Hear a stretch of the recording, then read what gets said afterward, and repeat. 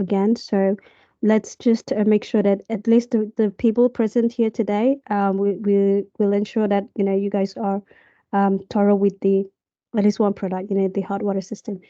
So we'll do more Q&A session today. Before that, I just wanted to state what Harry has said about what customer will not be asking all these questions. See, to a certain extent, you are right, Harry, because not one customer will ask all these questions, all these things, whatever situations, whatever possible scenarios that we have brought up and bring it on the table for discussion. Some of the situations we have already faced, while the agents, my team, my lead generator, the agents from my team, they had faced some of the situations that we have you know brought it up and discussed. Of course, some have not been happened yet, according to my understanding. But it doesn't mean that one customer will ask all these questions on one call. So it's a combination of possible scenarios, possible questions that customer might be asking you. So the thing that customers will never ask this question is absolutely wrong. I will not agree to that. And like I've said before, be it any kind of product. I mean, if you are a customer, if I am a customer, and if someone is selling something to me or telling me about some product and telling me that it's going to cost me, my instinct will definitely tell me to ask the price. I would like to know the price. I will certainly ask the person, how much do I need to pay or how much it's going to cost me. It's very natural, for someone, or if we talk from customer's perspective, for a customer to know the price of that product. But just telling them, this we're upgrading hot water system to heat pump, and it's not for free. And if customer asks you what's the price, you tell the price, this is the price that you need to pay. For example, just by hearing, the amount, if customer, thinks that, okay, this is affordable for me, they might be interested to listen, to continue listening to you. And they might start asking you questions about the product because they have the intention to buy, they have the intention to purchase, they can afford it, and they have the intention to purchase it. But before investing, money on something, definitely they would want to know more about the product, and that's when the questions will be asked. So if you don't have that amount of information about the product, how are you going to convince your customer? It's not just about the pricing. There are some customers who are paying even $10,000 to install the air conditioner, and I'm not just making it up. We have customers paying $7,000, $8,000, $9,000, $10,000 for upgrading their air conditioner.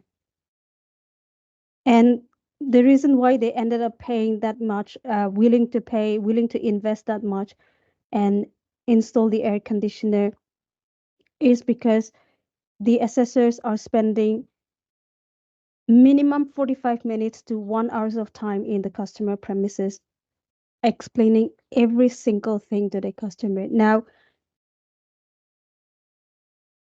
if anyone has worked in a hardcore sales process, they will understand how it works. Selling is not just about mentioning the price to the customer. Selling is not just about the price.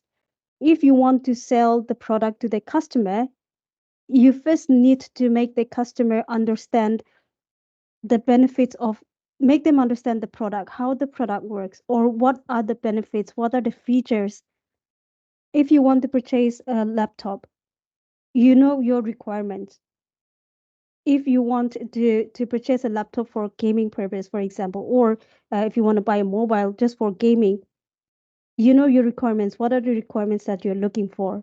If you want to purchase a laptop just for your official work, just to do your um, make your job get done, then you know the requirements in terms of the memory, whatever is there, right? The features of that particular laptop. So you know your requirements, you look for it, you do your research, you ask around, maybe for references, which one should I buy, which one should be more suitable for me. So before we do thorough research, we don't just go ahead and buy it blindly, right? So likewise, before investing that much of money, we need to make them understand.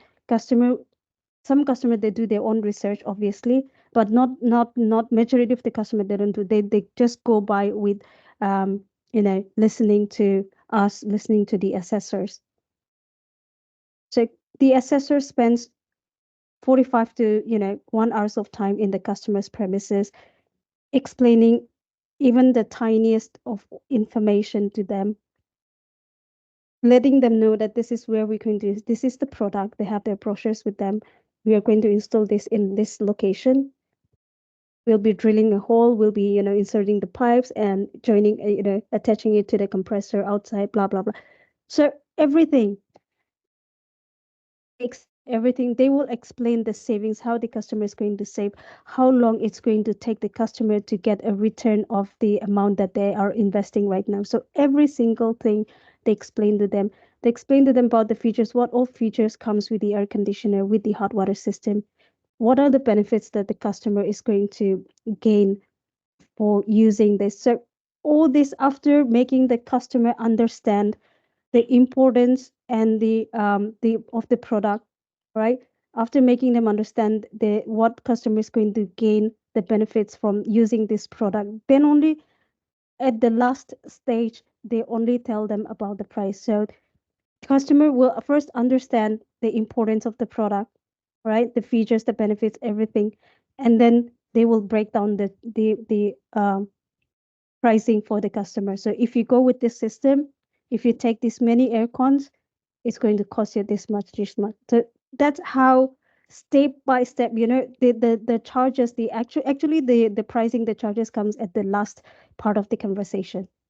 And trust me, when customer understood the importance of the product, when customer understood that, okay, so this is going to be beneficial for me. I know I'm going to invest right now, but I'm going to get the return if I, start using, if I install this, if I use this product. Once customer understood this, the price doesn't matter to them. It will only matter to those who are not very much well off, who have shortage of funds. And if they know, if they know that they can't afford, then they will tell you straight ahead. They will tell you upfront that, okay, it's something which I won't be able to afford at this stage. They know their own conditions. They know their own financial situation. But if any customer, thinks that it's something they can afford, they will listen to you. They will definitely ask for the price. But it doesn't mean that you will tell them the price upfront, even if customer ask you. Yeah, definitely I will let you know. But before letting you know the prices, let's first hear your, what you're looking for, what in this product. Let's first hear out your requirements. What are the requirements? What are the things that you need from this product? Right. Okay, can I let me in? As Bipin was concerned about the price. Customer will ask only. Sorry, listen, I just interrupt in the middle. I failed to say things. Yeah, go ahead. By setting an example, like I'm not saying that I have more experience about sales and all. No, yeah, I was dealing with the customer for almost 10 years, different nationalities, European, local, who don't understand English sometimes, who don't understand product, even price also they don't understand. I have been through this process for 10 years, one to one with the customers, either hardcore sale or virtual sale. For me, concern is at the end of the day, we are dealing with the human. Human have kind of nature. If for example, if in my store there's a 60% discount, that price attracts the customer. He came in, you know, and the customer, there will be questions in the customer mind. It's human nature. Why you are giving 60% discount on it? This product is not good, Might be this product is bad. You don't have a good feedback about this product. There are certain, if I'm providing good price also, customer is asking me questions. If I'm giving 70% discount, even though customers are raising a questions, why are you giving this price?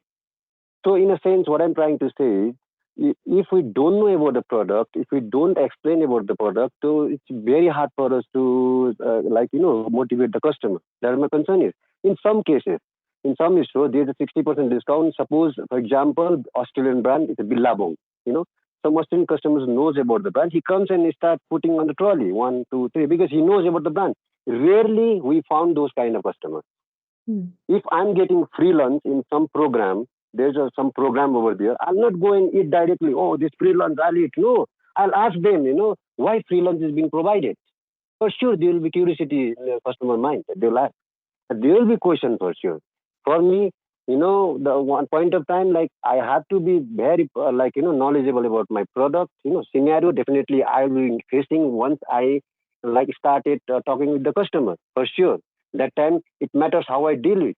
But how do I deal about that scenario? It's only because of my product. That is only the important fact I have. That's only the important thing I have about my brand.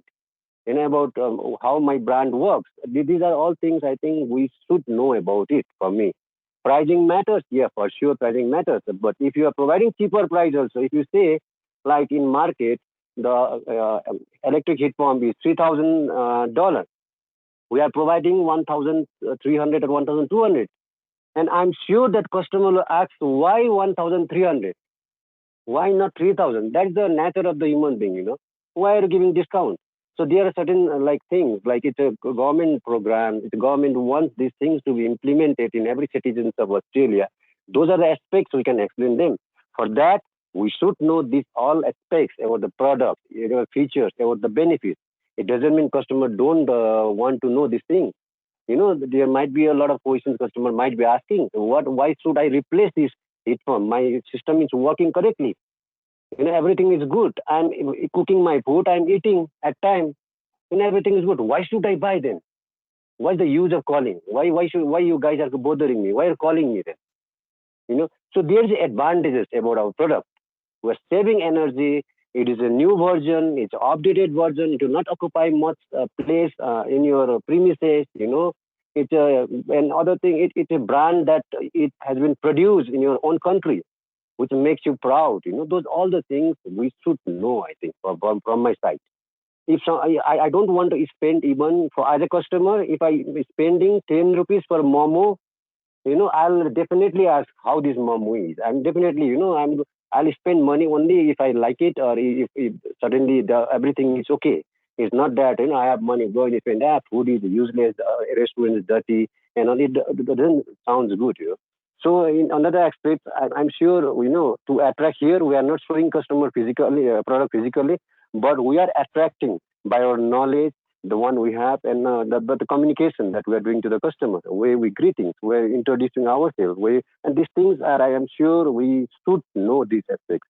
Until and unless I don't know about this lot of things, what Regina explained about the products, benefits, features, why customer should go for this. If we don't know these all things, we only go with the price, then I'm sure we are not going to click customer.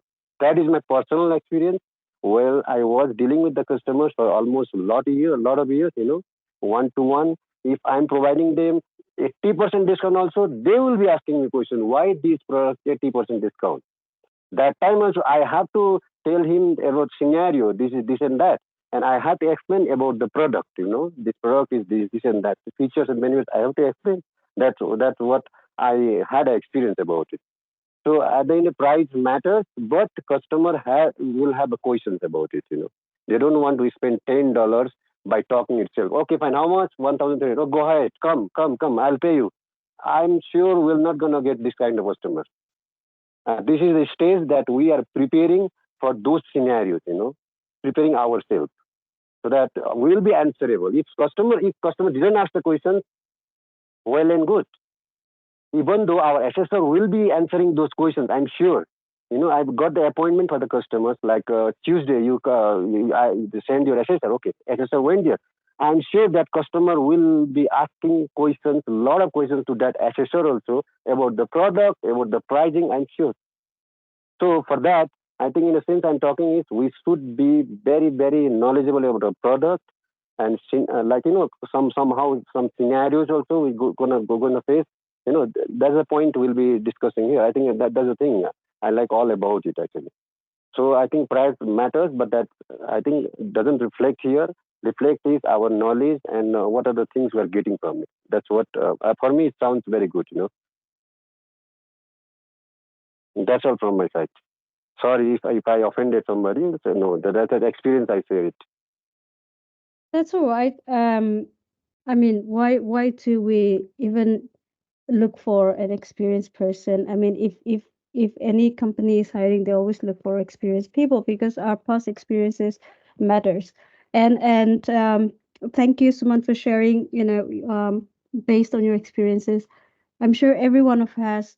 I mean, every one of us have experienced different situations, dealt with different types of customers, different products. But at the end of the day, the only thing common in all this, in the all this what we have done in the past is that we are dealing with customers, be it from any country. We're dealing with customers. That's the common thing here. And when we deal with customers, we dealt with different types of customers, obviously, um, getting different questions from customers. And when you actually go live, you start talking to your customers. um, when any customer has the intention to purchase or to take on this offer, they'll be the ones asking a lot of questions. If any customer say yes, yes, yes to everything you say, trust me, they won't even entertain the assessor when they actually go for the assessment. They will come up with excuses. I never make an appointment. I don't remember, making any appointments, or it's not a good day today, come another time, blah blah. So many reasons that customer comes up with. Um, so you should be expecting, questions throwing at you by the customer. That's actually, someone who is in a sales process will understand that when any customer starts asking you a lot of questions, question after another questions, that's a green signal that we actually get from the customer indicating that they have the intention to purchase. That is my Okay. customer actually. It's showing some interest. If Yeah, somebody is telling yes, yes, yes, yes, yes, that is simply wasting my time. He's not my exactly. customer. I'm for sure for that. Correct. They just want to get rid of the calls, so they just keep on saying yes, yes to everything. And on the other end, we thought, okay, this customer is a pleasant customer, very nice customer, and then we end up, generating the leads. But the outcome is, they don't even want to entertain the assessor. They don't even want to um, let the assessor enter the premises. So that's actually the hard reality. Anyway, so Harry, coming back to you, um, don't think that whatever we have been talking about, discussing about, that customer will not be asking, or one customer on a single call you will be getting all these questions. No, like No, no, someone have I'm said, just we saying are. that from my experience, I'm saying that so much questions customer will not ask that. Simply they asked on this campaign that what was the pricing and what type of benefits that I am getting out of your products. And last but not the least, what time and date the technician will visit our home. That's it. And you will not be You will not be booking the appointment, scheduling the appointment for the assessors. So again, you will have, if let's say if you're getting this question from the customer, will you be able to handle these customers accordingly? Let's assume that these are the questions that customer will be asking you on call. To be honest, ma'am, first 1 or 2 days, I will not able to handle this type of question. But again, uh, after 2 3 days, when I habit that this type of questions customer will ask on a like a in a 100 calls per day, like 5 to 10 calls. So I will be asking help for Bonnie or Suman or No, when other Harry, my colleagues. when you already know that and expecting this question will be, most of the customer will be asking these questions, Mm-hmm. then shouldn't you be prepared to answer or Yep, yep, handle? yep. Yes. Absolutely, It's absolutely, not, ma'am. yeah, it's not a matter of first day or second day or third day. Like when you are already anticipating um You mean to say that this. I have to prepare with rebuttals, right? Ma'am, I'm sorry to interrupt you, but what Harry is trying to make you understand, and Suman too, that most of the time the customer, like out of 100, 60-70% will customer who just answers the questions and listen to the questions and answers the question. Only the 10 or 30, 10 or 20% in the entire day will ask the questions. Yeah, So I he's I not I telling ki understood that. every call will be like that. He's telling Hmm. ki, like out of 100, like 2 3 calls for five or 4 calls, the questions will ask the questions. Hmm. Yeah, definitely. I understand that. It doesn't mean that, every customer that you will get connected to will ask this the same question or this question. Now, I'm not saying that. I totally understand it. But my question is, let's say even if it's just one customer, the whole day, out of 100, 200 calls, let's say only, even if just one customer ask you this question, which you mentioned, will you be able to answer or handle that customer? Because Ma'am, that's the I'm questions you are again anticipating. again sorry to interrupt you again, ma'am. I worked in the same process for 8 to 9 months in UK. Mm-hmm. That's Mm-hmm. a gas boiler. Mm-hmm. Okay, Yeah. and there also we have like 5 to 6 question, and that Yeah. process we never tell the customer there is a price. Like you Mm-hmm. said, we don't have to tell the customer the price, right? Yeah. So in that also we have the same thing that we don't have to tell the customer any price and anything like that. Okay, so there the customer picks up the call and say this is this and this. I'm calling you from this government work, and Mm-hmm. just he said, okay, tell me what how can I help you? I just asked the question. He said yes, yes, and yes, yes, and I said you will receive a call from the concerned team, and you have to answer that call. And he simply answers that call, and I got a lead. So out of 8 months, I never come up with any customer who asked me these questions. But I don't know about the Australian process because I'm working in Mm-hmm. Australia for the first time. But might be Mm-hmm. you're right from your side also that if one of the customer will ask any question that we have to be prepared with answers.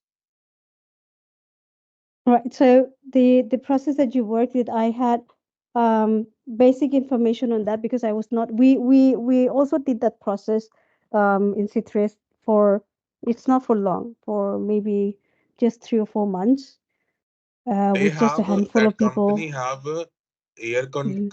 aircon, windows, and what gas boiler, and one thing more. I'm not able to get that. मुझे नाम याद नहीं आ रहा, but they have Mhm. air cons, boiler, and doors and windows. So they have this The that process. door Yeah, I have worked seals. in gas boiler. I worked in air conditioner. Right. Um, I think we just did for the boiler, not the other products. But like I said, it's just for a few months. But I was not involved in that process. Just at the beginning, I was part of just one session only, because I was not managing that process that time. But yeah, I have a little bit knowledge about how the process worked. And yes, um, we just have to, being a lead generator, we just have to, um, qualify the customer, because Yeah, there were we just have certain to qualify the yeah, customer. That's it. qualify the customers. Yes, Yeah. that's right. And Because then, most of the time, what um, happens now, we call the mhm, customer and their wives pick up the call. Most of the time, okay. And they yeah, said I mean, they're the the ones always at home, yeah, so they're not at home, and I will ask what is the best time to call back, and they said like call back at 7 or 8 in the evening. We call back at that time, and they said, I'm sorry, I'm not well now. And they said it's okay. that call me that yes, and then the concerned person we're gonna ask the questions from that person, and then he simply gives the answer, and I got a lead. I Yeah, I got mean, many lead over there, many mm, leads. But right. So here the but difference is, what I uh, observe is gas. What we are doing over here is gas heat water energy efficiency rebate, and the same, and the gas boiler is like same, right? mm, Yeah. yeah, almost similar to, um, what we're doing here. But like I said, I don't know the entire, process for that boiler, so I don't have any, um comments on that. But yeah, all I know is that it's a bit similar to the hot water system, what we're doing right now.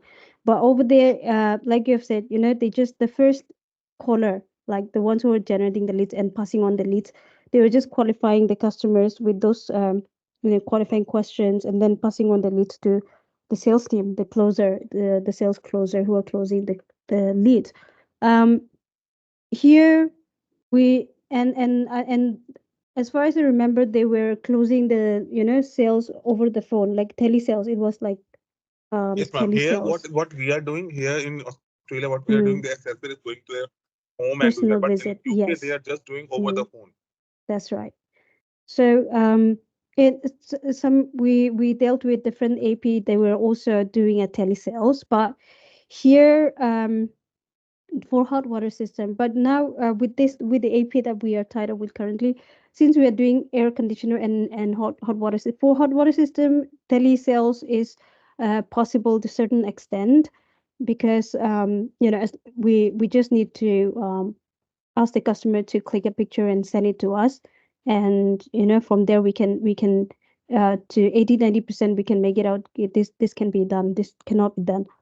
um, but since we are doing both the products, so when the assessor visits for, um, let's say you generate a lead for air conditioner, and the assessor went there, they will not only, assess the property for the air conditioner. If customer have hot water system, they will do the assessment for the hot water system as well.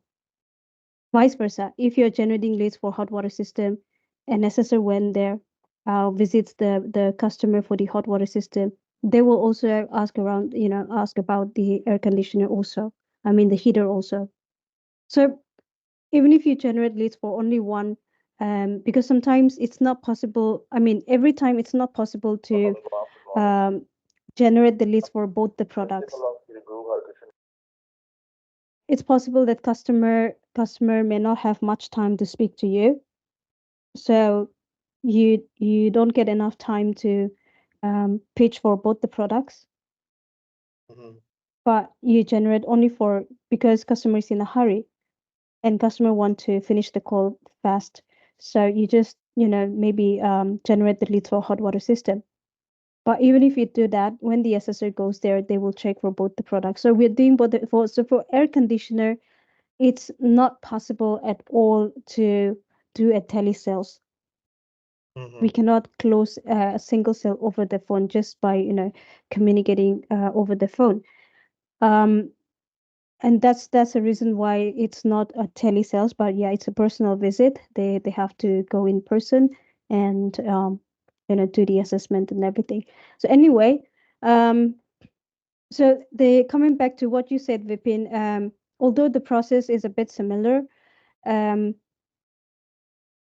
the way we approach the customer is quite different, because, what happens is, when the first callers, the lead generators, when they don't inform the customer that, um, it's not a free upgrade. like what I have mentioned yesterday.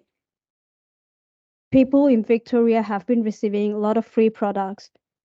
So what they understood is that when they hear the word it's a government initiated scheme or program, the first thing that goes to their mind is that okay, another free product, we're going to receive another free product. That's what they assume, that's what they think first thing. So to in order to avoid this misunderstanding, from the first call itself, from the generation point of view, from the lead generators itself, we notify the customer that it's a rebate program. So the rebate, or in other words, discount. So it's a rebate program, and it's not completely free upgrade. That we need to inform the customer. In addition to qualifying the customer, we need to inform them that it's not a free upgrade. You have to pay a certain amount, just you know just a nominal fee or nominal amount to get the upgrade done. But to discuss about the pricing in details, you'll be getting another call from one of our backend support team. They will take you through, in detail about the price, how much it's going to cost you, what are the things that we will be doing going ahead. Yeah. So that's what the lead generators have to inform them, that at least to make the customer understand it's not free. Because when you miss on informing this and the backend team call back the customer to schedule the appointment, customer and they will start talking about the pricing, right? So they will take the reference. So you have spoken to, hi, this is so and so. If you remember, you spoke to one of my colleague yesterday, or whichever day you pass on the lead. So you spoke to one of my colleague yesterday about the hot water system, replacement of the hot water system under the blah blah blah, the scheme. And then so giving the first, they will remind the customer that they have already discussed about this with someone, with someone from our team. And if customer says yes, I remember, which is good, they will proceed with about the little bit about the program. So it's a rebate program. I'm sure you might have been informed about that it's not a free upgrade, it's a rebate program, and you need to pay a certain amount to get your hot water system changed. So to provide you with a better, the best quotation, then they will start asking for you know obviously they will ask how many members are there if it's hot water system. Based on that, they will provide them with the tank size, either 200 or 270 liters, and they will mention the price accordingly. Right. So this is the market price. However, as per the rebate program initiated by state government, you'll be getting the new heat pump by paying only this amount. So is that Ma'am, is that a, I have, Mhm. I understand, ma'am, but I have the questions in front of me, like the questions what I asked from the people of UK. Mhm. I have like, sir, are you the owner of this property? What Yeah. type property it is? Detached or semi-detached? Mhm. How many how many bedrooms you have? Are you, Mhm. so do you have a currently gas boiler? Yes or no? Mhm. How old is your gas boiler? It is more than 5 years. We consider 5 years. So it's more Yeah. than 5 years or less than 5 years. And sir, can I have your email address and your mobile number so that my verification team will call you back, and then you Mhm. can make an appointment according to your suitable time. Yeah. And yahan par, ma'am, what we do, and sir, we are giving a 3 to 6 months time period to think about it. And if you think that we can make a deal within 3 to 6 months, if you don't like it, there is no obligation on it. So we provide the customer like 3 months or 6 2 months time to think about it. Okay. Yeah, I mean Yeah. that's something which I was definitely not aware of. But yeah, even here, most of the customer don't make their decision, um, on the day the SSR visit. Most of the customers, and those customers who um takes time to think, those are actually the customers who ended up going ahead with the installation.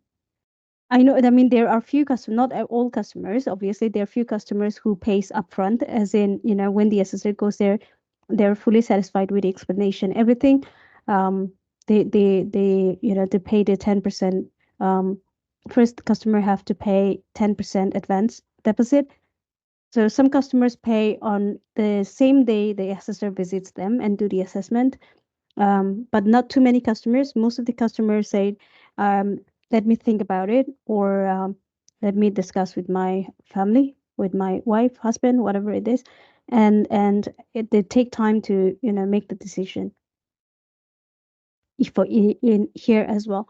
And This especially if scenario will come someone, most of the time. yeah, especially if that customer is going to, upgrade the aircon, because for air conditioner, it's quite expensive, especially if you have a big house. So and the kind of housing they have, which you mentioned, which you for from your previous process.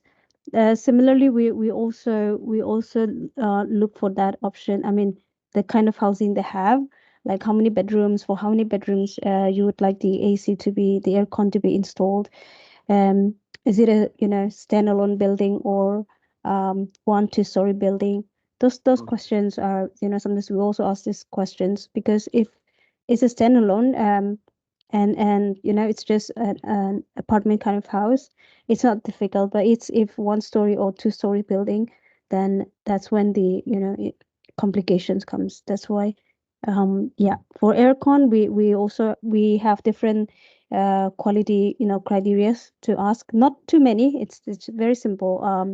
For aircon, the quality criteria is more for the hot water system. And let me also remind all of you that um, since for lead generation, when we say lead generation, it's cold calling. I know that. Hold, hold on, it's a little noisy here. Yeah, this garbage truck came, and oh my god, with such a loud song. Right. So when we do lead generation, it's cold calling, and when we do cold calling, I know those of you who have been into this will definitely be aware of this. A lot of times the customer, don't answer the calls. A lot of answering machines, we come across. A lot of customers we come across who will just, even if they answer the call without even listening to what you're about to tell them, they will just say that they're not interested, and they'll hang up the phone. um some customer will complain that I've been receiving 6 7 calls today regarding this, blah blah. So many, in besides the leaving aside the um products. These Mhm. are again some of the common challenges that we face every single day, by everyone in the sense who are doing the lead generation, right? So challenges are there, but again, it's not something which we can't do, because I mean every day we are sending the assessor to do the assessment, so which means the market is still fresh. But yes, if I have to compare between hot water system and air conditioner is selling hot right now, because since the pricing, even after the rebate, the charges are high comparing to hot water system. So not too many APs, accredited providers, have taken up the air conditioner. Not too much. I mean, there are very less APs in the market who are installing the air conditioner. That's why we get more leads for air conditioner comparing to hot water system. Now, again, that doesn't mean that we don't get appointments or leads for hot water system, because comparing to, again, air conditioner, hot water system charges the amount. I mean, the amount that customer needs to pay is way lesser than the air conditioner.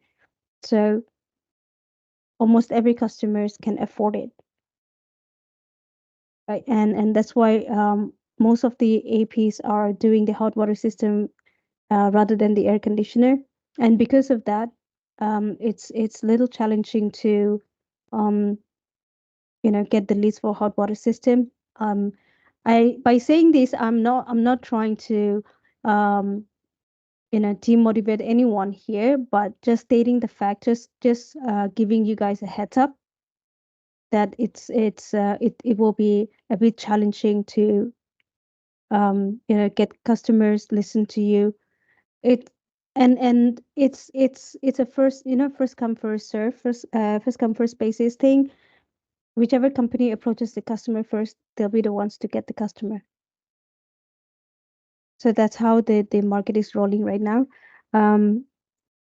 So when we start with the air conditioner, I need everyone to pay extra focus on the air conditioner, because that's where we are selling hot right now, comparing the hot water system. And of course, customers, not every customers can afford it, but doesn't mean that there are customers who can't afford it. And there are options available for the customers also. When it comes to the air conditioner, they have the options to to select how many air conditioner they want, to even if they have a big house, even if they have a 9-10 bedroom house, depending on their budget, the customer have the right to choose how many air cons they want to install or they want to purchase. So there is no restriction, as in, no, you have to take this many air cons. And that's why even if it's just 2 air cons or 3 air cons, we can still sell it to almost every customers. But yeah, we will be discussing more obviously in detail about the air conditioner tomorrow. That's what I am targeting. Today is Wednesday. Tomorrow, so Thursday, Friday, there is not much to discuss about the air conditioner, to be honest. So it will take just 2 days to to cover the entire process, product knowledge about the air conditioner. Let's see how it goes from tomorrow. I hope everyone will be present. Even if someone is absent, there is no holding back. From tomorrow, we'll start with the air conditioner. So today, like I said, we'll be doing more Q&A session. I want everyone to be thorough with the hot water system. And I guess Bonnie was talking about the same thing before. Suman, you there? Yeah, I mean, there is. Yeah. Okay, so I'm going to observe. I'm going to listen, and check if everyone is on the same page so far. So I want you to ask questions related to the hot water system, or any questions if you think that it's important and should be brought up. Ask those questions to the rest of the team, and I'll be making a note accordingly.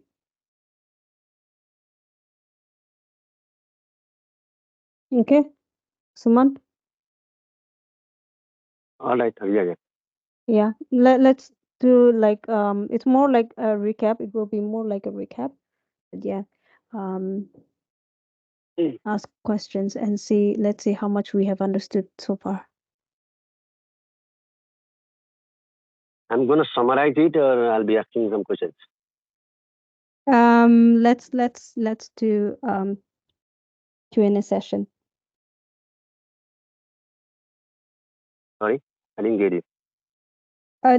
Let's do let's raise questions and see how much we have understood till now. Not summarizing the entire thing. We've been doing that this whole time, summarizing, recapping Yes, everything.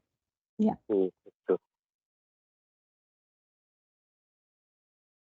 as of now, You I don't have that questions in my mind. But one thing, like about a booster, no, you like asked the question. You asked the question according to what you have understood, as per your understanding so far, about the hot water system. You asked the question to the rest of the team.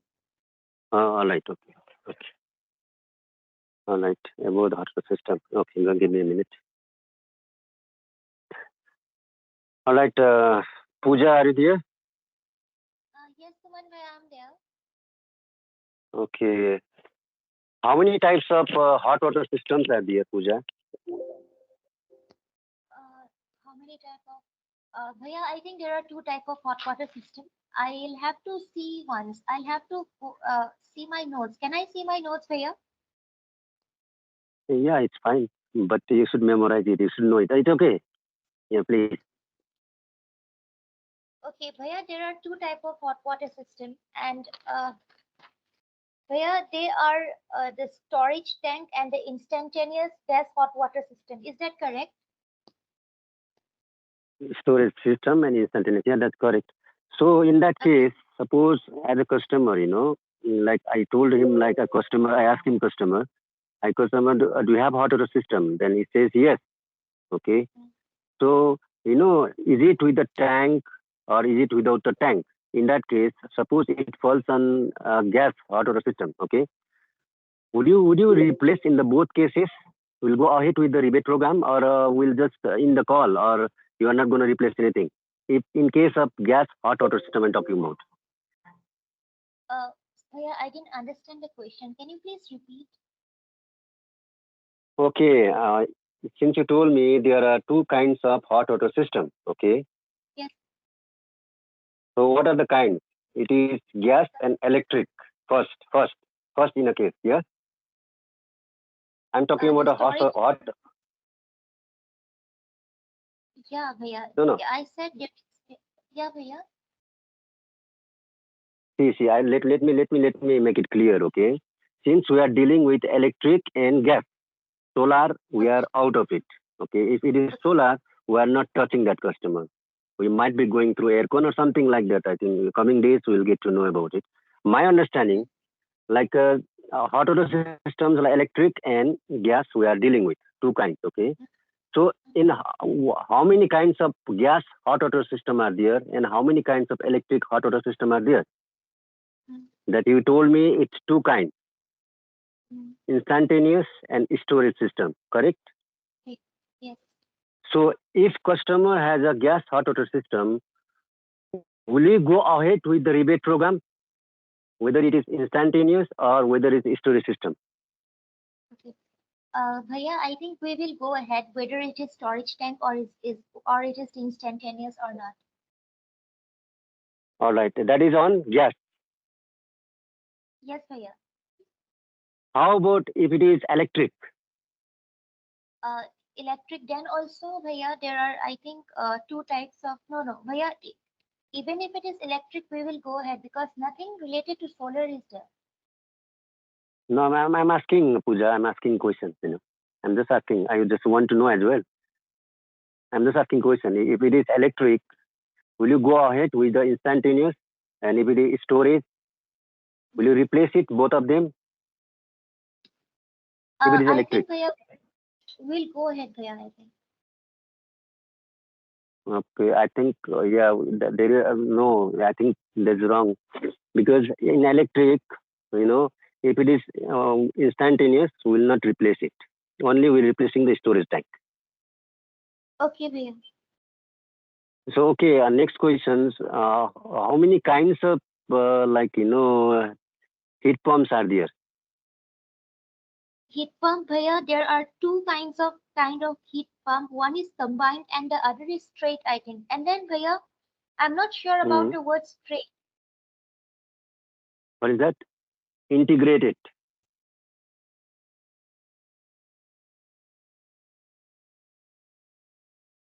Hello, Pooja. Yes, Suman, Bhaiya. So my question was simple. How many kinds of heat pump are there? Yeah. Bhaiya, there are two kinds of heat pump that I'm sure. First one is combined, Bhaiya, I'm sure.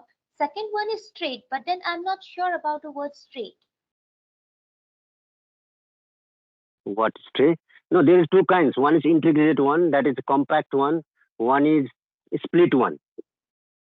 Integrated and compact. Integrated and Split. compact. Split. Integrated and compact is two terms. I'm using word compact to simplify it. Bhaiya, compact and split. Split, yes. What do you understand by compact or integrated one? I mean, same word, same terms, but two different words. What do you Okay, understand by Bhaiya, integrated one? Hmm. that means there are two type of heat pump. One is compact and the other is split, isn't it? Yes. So that's what I'm asking. Yeah, You know, yeah. what is compact? What is integrated? Compact heat pump is all about. How does it look? Okay, hmm. Okay. Bhaiya, I don't know the answer to the question. I apologize. Okay, Pooja, we'll hold on there. We might be explaining the thing. Harry, Parijat, are you there? Babaji, Okay. How many kinds of heat pump are there, Parijat? Just for information. as per my knowledge, I might be wrong soon. That No, it's fine. No, it's there are fine. two type of heat pumps are there. That one is electric and another is gas. See, that's wrong as well. Okay.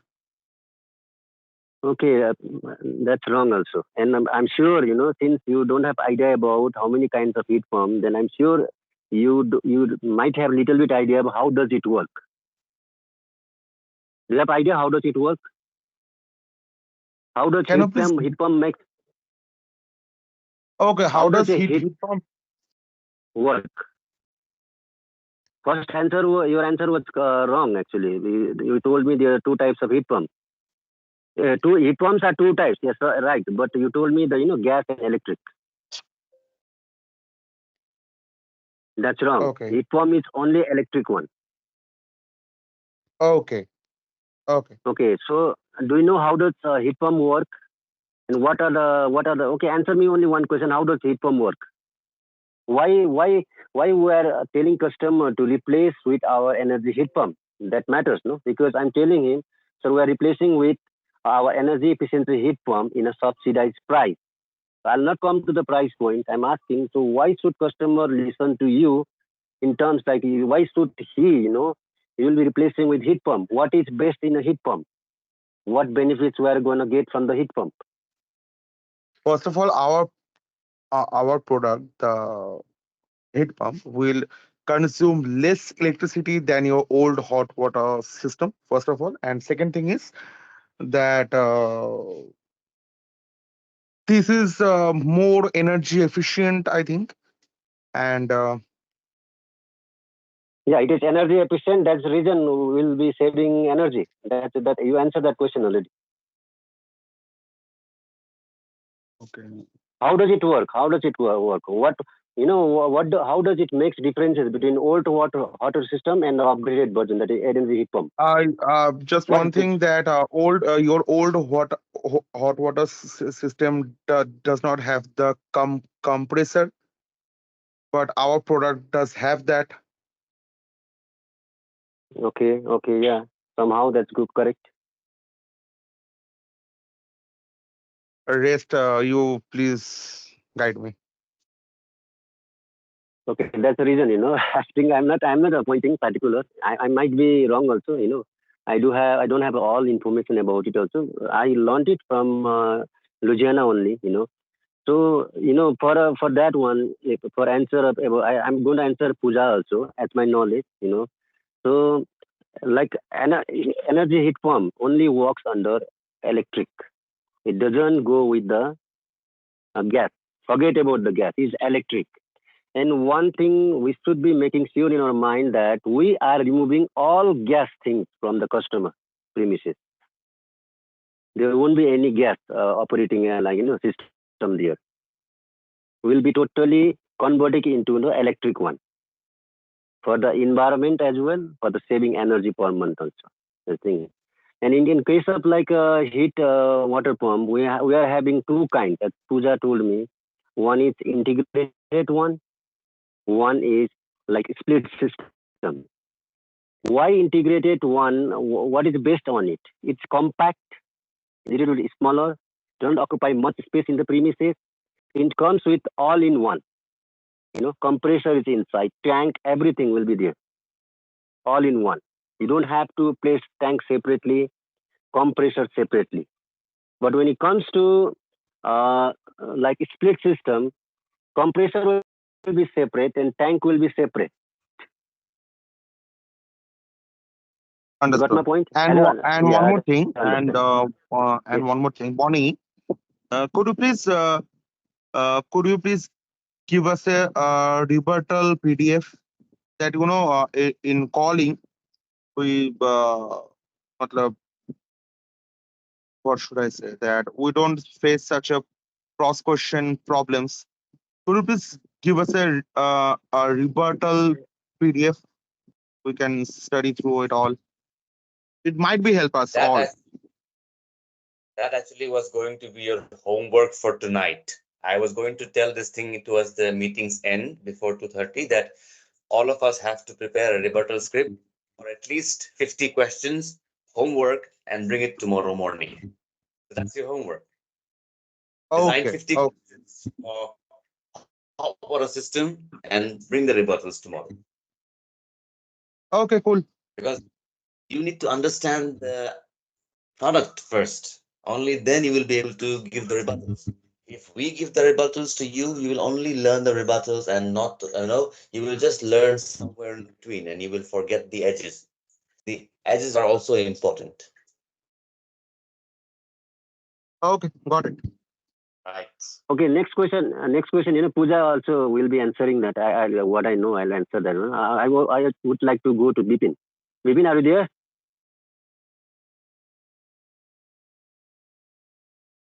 Anji.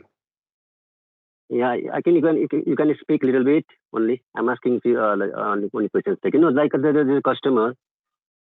I called a customer. Suppose, for example, and I told him I'm going to replace your old water system with energy heat pump. Definitely, it will strike in a mind what is energy heat pump.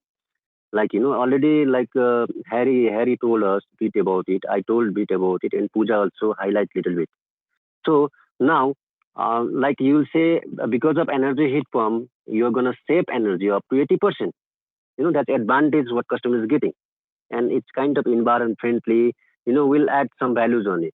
But in case it is a curiosity in my mind as a customer, how does it work? My system is running since for 3 years, 4 years. I don't have any problem.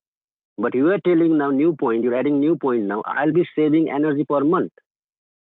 So how am gonna save energy per month through heat pump? What is the particular thing there is in the heat pump and how does it work? Can you explain just few Compressor. points only? You don't have to be. Compressor. So how the compressor? That's great. It's an additional thing compressor. So how does it work? How does it save energy through compressor? Do you know about the AC? कभी वो देखा है AC के ऊपर stars होते हैं Stars देखा हूँ. Yes, I saw देखे it. है ना Even televisions also so some what do yeah. you understand by Ratings, that ratings card also. what do you understand by that card and we go in when once Star we go means in the shop and the shopkeeper the seller said that's it's a 3-star AC is a 4-star AC so what do you understand by that see, I'm not sure our product would be like there will be star in our no product. I'm just Like asking am I from right? you like Star that work how that work for my okay, for my हम understanding, coming if on there is that more point only na, star, how that work no, if there is more star, probably we'll be saving more energy. It's not consuming more energy. That's what I yeah understand about it. yeah so once Yeah, we go yeah. to the shopkeeper the shopkeeper says it's the 4-star AC it doesn't mean that it's saving the Mm. energy it will not save the energy. It's just making you bluff like saving the 4-star gives you a savings on energy. No, it's not like that. It's the compressor which is inside the AC that is saving the energy for the energy electricity. Okay. And what else you Okay, I asking from understand. me? No, no, how does it save energy? As a customer asking, how does heat pump saves energy? How will it will act? How it will save by energy bill per month? For How does example, the suppose compressor in a work? compressor works. How does compressor work? Yeah, that's what my question is. How does compressor work? The yeah, I'm not an engineer. Yeah, how does compressor work? Yeah, we are not engineer as well, Vipin. Just a Trust simple me boss, action. मुझे ये नहीं Legend. पता how does compressor work. Once I click on the AC, I know about there is a compressor in the AC that helps energy to reduce some of the electricity, but I'm not sure about how it works. Okay, for me, like what I learned, like yesterday and today, for me, how does compressor work? If I'm wrong, I'm definitely Lojana going to clear it. It's all about compressor. How does it work? Definitely, there's a star. Then I can if there's a star, I'll go with the star. Yes, it is going to help me. I'm buying it, whatever price they are telling me. Sometimes brand value, sometimes price wise, I'm Can gonna I? buy it. Can I? Can But I? Can I? How does compressor work? Can I? I yes, have yes, little Harry, bit Harry. some idea. Yes, yes, So please go let ahead. Suman talk na Harry. Let's Suman talk. Okay. All right. बताना sir. For me, what I understand is, how does compressor work? A compressor, there are two systems of a heat pump. I think one is a compact one is a split system. So in the compact one, it's all inside. As you say, there's compressor. Everybody knows, we get to know that the additional version is the compressor is there. In previous one, there's no compressor. How does compressor work? For me, what I understand from, I'm not going to technical things because I don't know much about technical criteria. But how does it work? It will just, uh, extract the outside air, the compressor. Then it will generate gas, and that gas will be heating up the water. That time only, I think it is consuming electricity. That's what I understand. If I'm mistake, Okay. I would So, mistake, then what But Lojan ma'am will. my told, but Lusana ma'am told me not to go. Not we ma'am told us not to go into that technical things. That why we are going like in these type of technical things. okay, okay. So, can I answer that question in a short and simple way? Okay. Yes, yes, Just a yes, moment. please. Just a moment. The heat pump itself is a consist of a compressor. Okay, which moves the refrigerant through a refrigeration cycle, and a heat exchanger which extracts heat from the source. The heat is then passed on to a heat sink through another heat exchanger. That's how a compressor works in a heat pump. And that is how Google explains it, right? I want you to say it in your own words. Don't take No, the help I'm of not Google. go. I've not Googled that. Come on, man. I understand. I understand it with the way you're saying it, Harry. I understand it very well. I want you to make it in your own words, please. Because the Yeah, because customer, customer would not when he asks you, understand. Mm. when Even the I don't customer understand what asks, he's trying to make us understand. Harry, this is not a simple and short way. अगर short में समझाओ तो compressor ऐसे काम करता है that if you take a fridge okay okay if you take a fridge compressor बाहर से गर्म हवा को अंदर लेता है and there is a Right. mechanism. I don't Mm. know that exact name. That make mechanism that hot wind come exchange to a cold wind. That's how fridges work. See, a hot and the water customer system, will say, the, I the, don't the know what compressor, language you're talking. yeah, it works the reverse way of how Harry just mentioned about the refrigerator. It works the reverse way. It's way for Exactly. the Yes. refrigerator. We need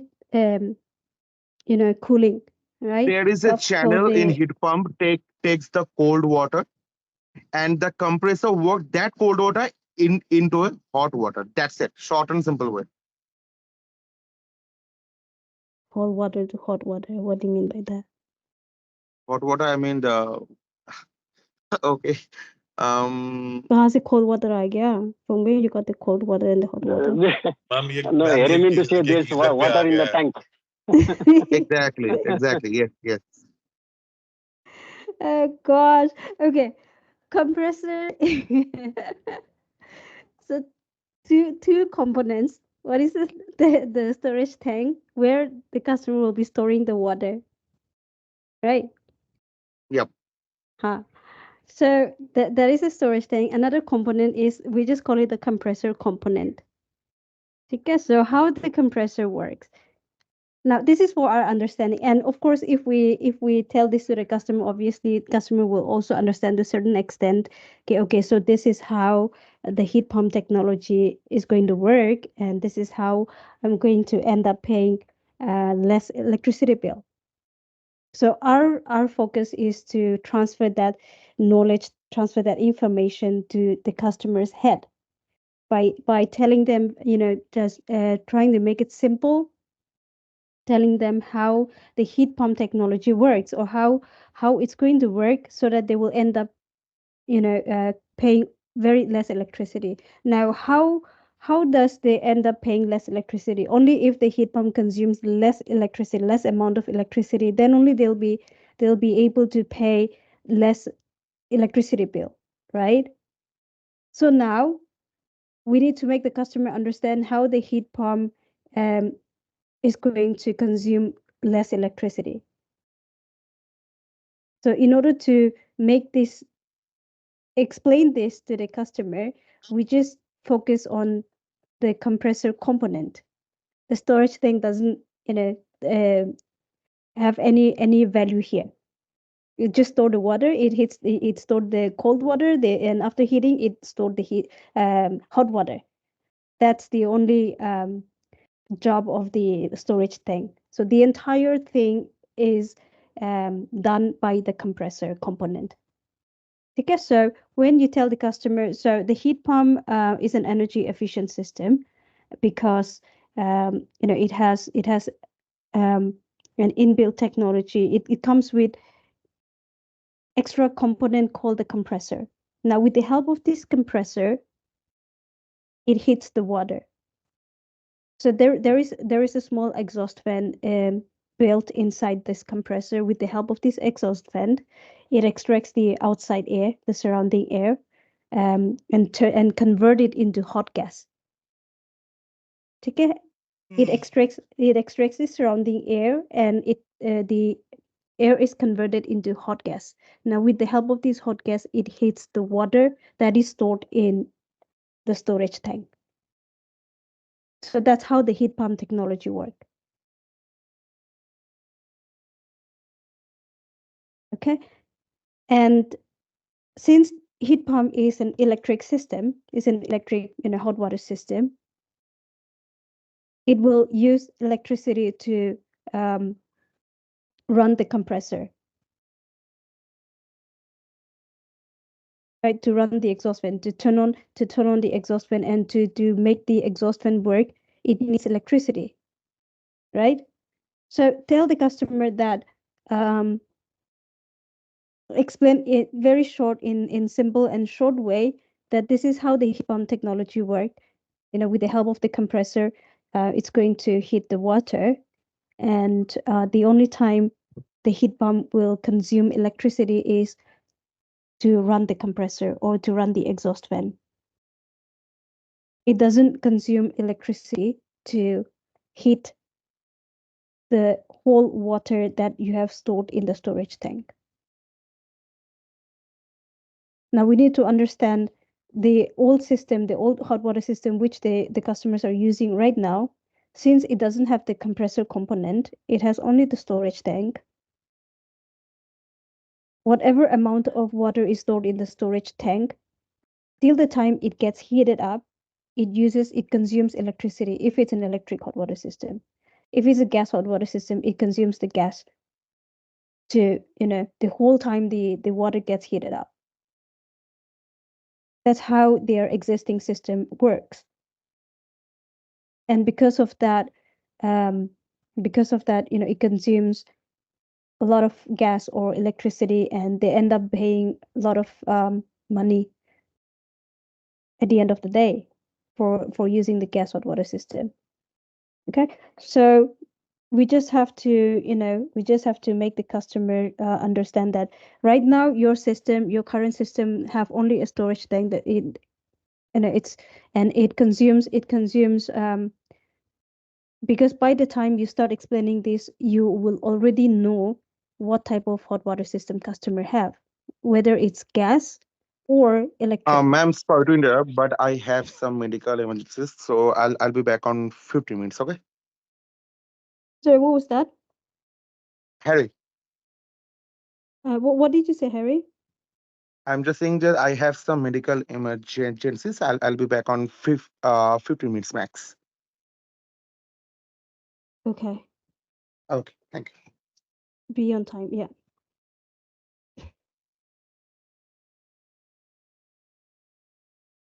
Is this making sense to you guys, Apuja? Are you following? Yes, Lucino ma'am, I'm listening. Yes, I know you're listening, but are you able to comprehend? Are you able to understand, Lucino ma'am, or still confused? Mm-hmm. if I have anything to ask, I'll ask ma'am. No, that's absolutely fine. You can ask anytime. But my concern is, are you following whatever we are trying to explain here? I'm indeed following. Sometimes I'm able to catch it. Sometimes it is a bit difficult. But then I'm there, ma'am. I'm listening. Okay, don't just listen, but try to understand also. Okay, ma'am. Okay. Okay, thank you, ma'am. Okay. Okay, so if customer ask you why, I mean, I already have, so okay, coming back to my point, you initially we asked them, so we are replacing, after introducing yourself, after telling the customer the reason of your call, why you're calling them, right? And so we are replacing, this is under the Victorian and Initiative Program, rebate program. So do you have hot water system in your property? If customers say yes, may I know what kind of hot water system you're using? So these are initial, from the starting of the call, we ask this question, right?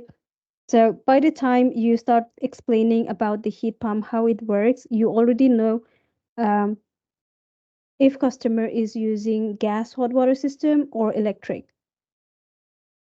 So based on that information, you tell the customer that right now, your gas hot water system, if you already know that customer is using a gas hot water system, tell them your the gas hot water system you're using right now, um,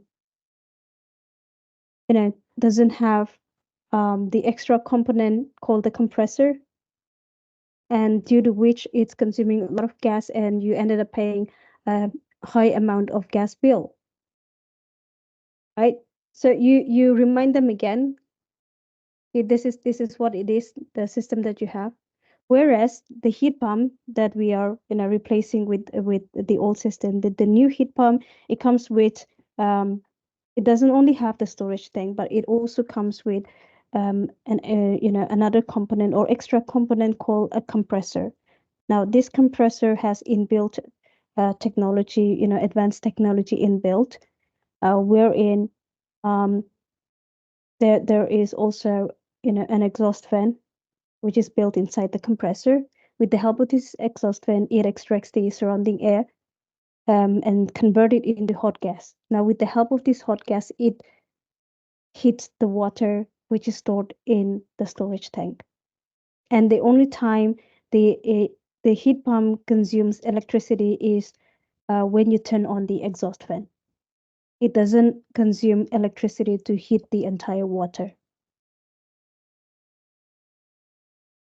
If I explain this to you as a customer, will you be able to understand? Is it easy to understand, or is it hard to understand?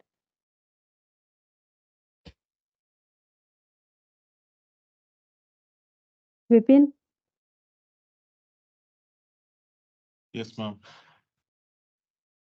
does it sound difficult um, for someone who don't have idea about the heat pump? Does it sound difficult for them to understand, Ma'am, or could you just what hold do the you line? feel? What do Just you give me, think? just, I'm sorry to interrupt you. Just hold the line, ma'am. Somewhere is Okay, me. okay. Just hold on, ma'am.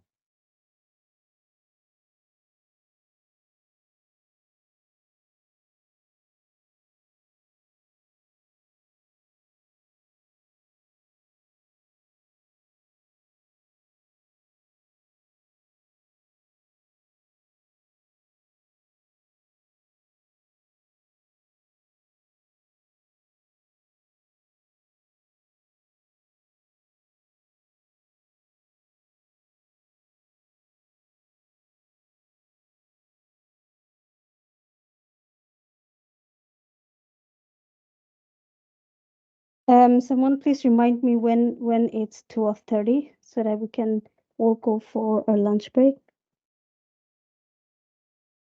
12:30. All right. Still, we have half an hour. Yeah, yeah. But I will forget Yes, for ma'am. sure. Yes, ma'am. Tell me. Okay.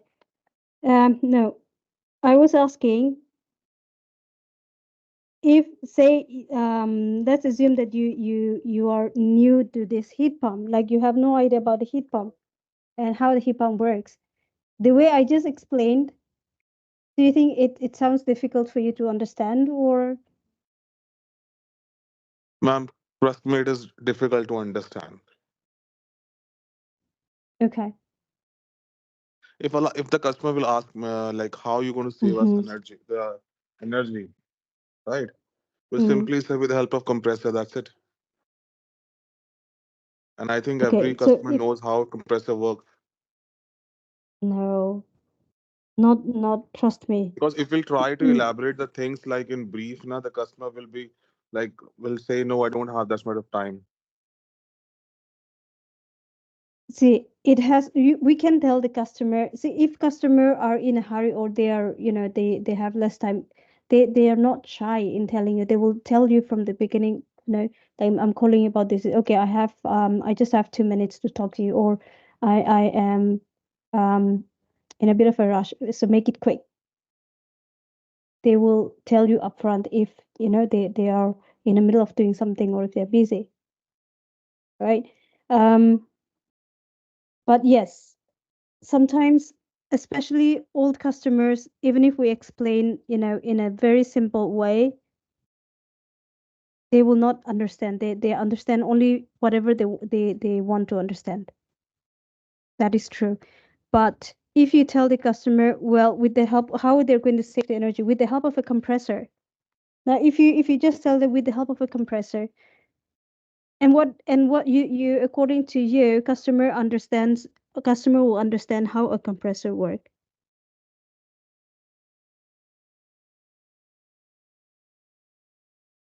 I don't even know. I'm not even sure how a compressor actually works or completely works. Trust me. So, do you think customer will understand that with the help of compressor, they will save energy? Will it make sense to them? See, according to the what we there are different. Every agent, every lead generator explains customer in different ways as per their understanding of the product and as per their experiences talking to customers. um they improvise on call, they explain it how the compressor works. They do it in different ways, but most of the time customer understood better if we tell them that it has a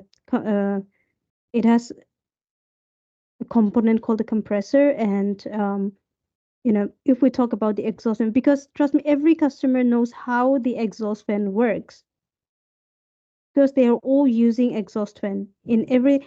They won't. There'll be just one or 10 out of 100 houses who do not use exhaust fan. We have done the exhaust fan cover campaign, right? So every almost every household is using at least one or two exhaust fans, and they know how the exhaust fan works. What is the purpose of the exhaust fan? So if you tell the customer that um, there is an exhaust fan in the compressor which extracts the surrounding air to heat up the water, they take it, they buy it, they understood it. But if we just tell them that with the help of the compressor, you will save energy.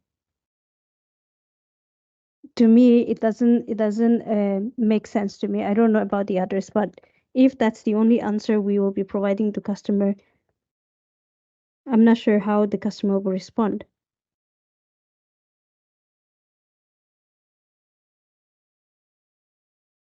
Ma'am, I understand what you're trying to make us understand, Mm-hmm. and we have to understand that things. But ma'am, what my point of view, but mera point of view might be is wrong. But what Mm-hmm. my point of view is that the customers are like we'll start dialing the customer from the morning in the morning, right? In the Mm. morning, the customer don't have much of time. What So makes if you we'll think that? start, See, we start the shift timing on very late. It's not early in the morning. I think by the time we start the shift, it's already in Australia, what is the time when we start the 10. shift? What, you guys not aware of the shift timing also? We have to start from 5 till 2, right? Yes, But that's what is right. at that time? What is the time in Australia at that time when we start dialing? For residential, we're starting off since daylight saving is still on. It's April, right? No, for now we have to start at 5:30, not 5, which is 10. I think 10 or 10:30 in Victoria. Yeah.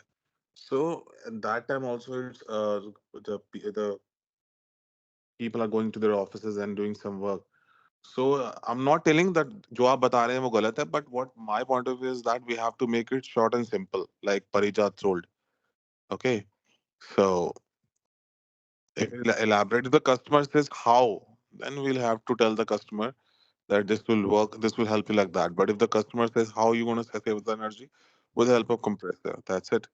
Because if we start elaborating with the customers, sir, this will help you like that and this, he'll say the simply, I don't have that much of time, be hurry, or he'll hang up the call.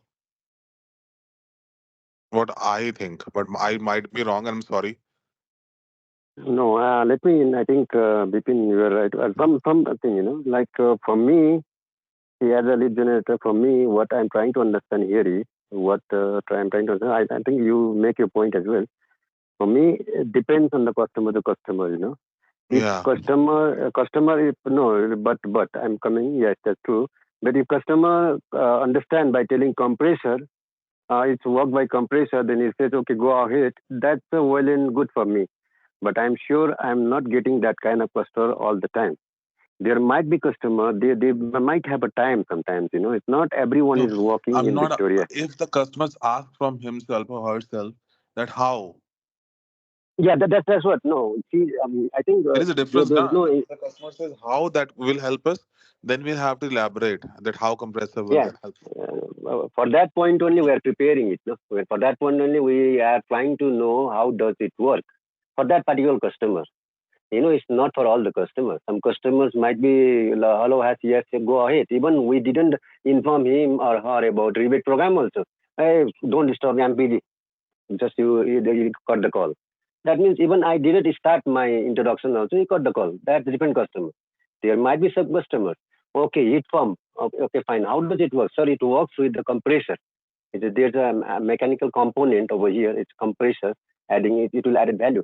It will work through that one. If customer says, okay, fine, yeah, I understand. If you didn't say I understand, you say yes, it's okay, good.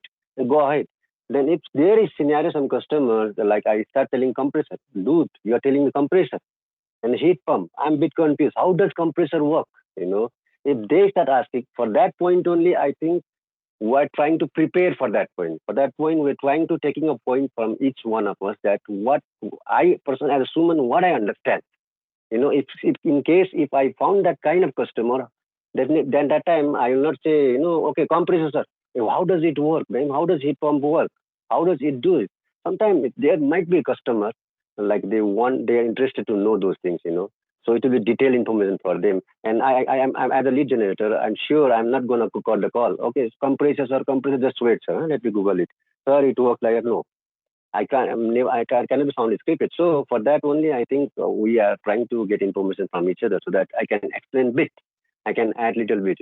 He might have a 15 minutes time, 10 minutes time. I might sometimes we get those kind of customers. For that only point, I think we're just even I'm trying to learn from you, from Harry, from Pooja, Luciano for sure. We are getting a lot of things, and she has certain things, and even Bonnie also. Yeah, we are getting. We only do those things. We're just preparing for that only.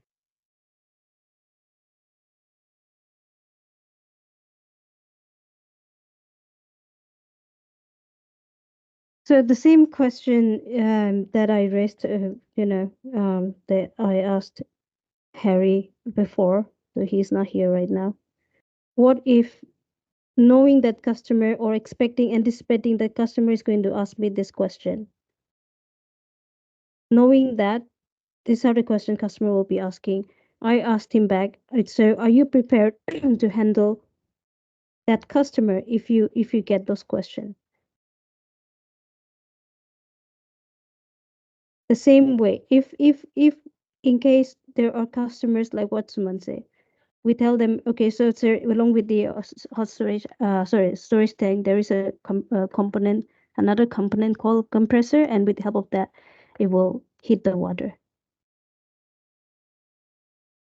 Now, if customers say, well, the compressor, they will, if you say that customer ask you, so how the compressor, or does the compressor use electricity to work? How does it work? Because if you just tell them that the compressor, with the help of the compressor, it will heat the water, they would think, okay, so just one component is there, it will heat the water, and that's why they might be, these are customers, and customers are always right. We all know that, right? Customers are always right. Even if they're wrong, we can't tell them straight on the face, no, you are wrong, or whatever you're saying is not right. We can't tell them directly on the face. So they will stick to the point, okay, that person told me that the compressor is going to heat the water. They never told me that it's going to use electricity, it's going to use energy, and that I have to pay for using the compressor. So many, they'll come up with so many reasons. And also, not every customer will ask the same question. Like I told Harry, not every customer will ask all these questions all the time. There might be, out of 10 customers you spoke to, maybe only 2 customers might raise these questions. But even if it's just 2 or 1 customer who asks this question, are we prepared enough? Do we have enough? Do we have enough information? Do we have the right rebuttal to respond back to the customer if in case we come across such customers? That's the question here. So if we don't, bring up all these scenarios and have a discussion, or check with you guys how much you guys have understood, then I don't know. I mean, how it's going to be when you guys actually go live, or how you guys are going to take call. If you get easy customers, all good, well and good. If you just tell them, because if customers are satisfied, saying, okay, so compressor is going to hit the water, okay, fine, no worries, send the person or send someone, or okay, they can call me back. That's good. I mean, customer understood whatever they want to understood, and they agree for the callback, right? Go ahead and share the information, pass the lead to the backend team. Now they may be able to break down and explain it to the customer, and the end result is either customer will cancel the appointment, or they'll go ahead with the appointment after understanding in detail about the product or how it works.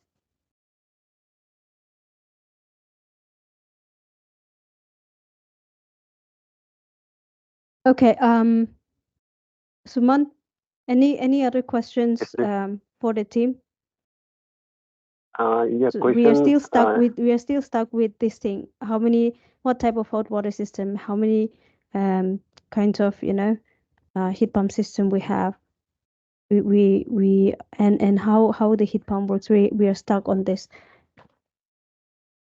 Okay, we went through the heat pump and hot water system, types of hot water system, and the gas hot water plus electric one, which we're gonna replace it, which we're not gonna replace it.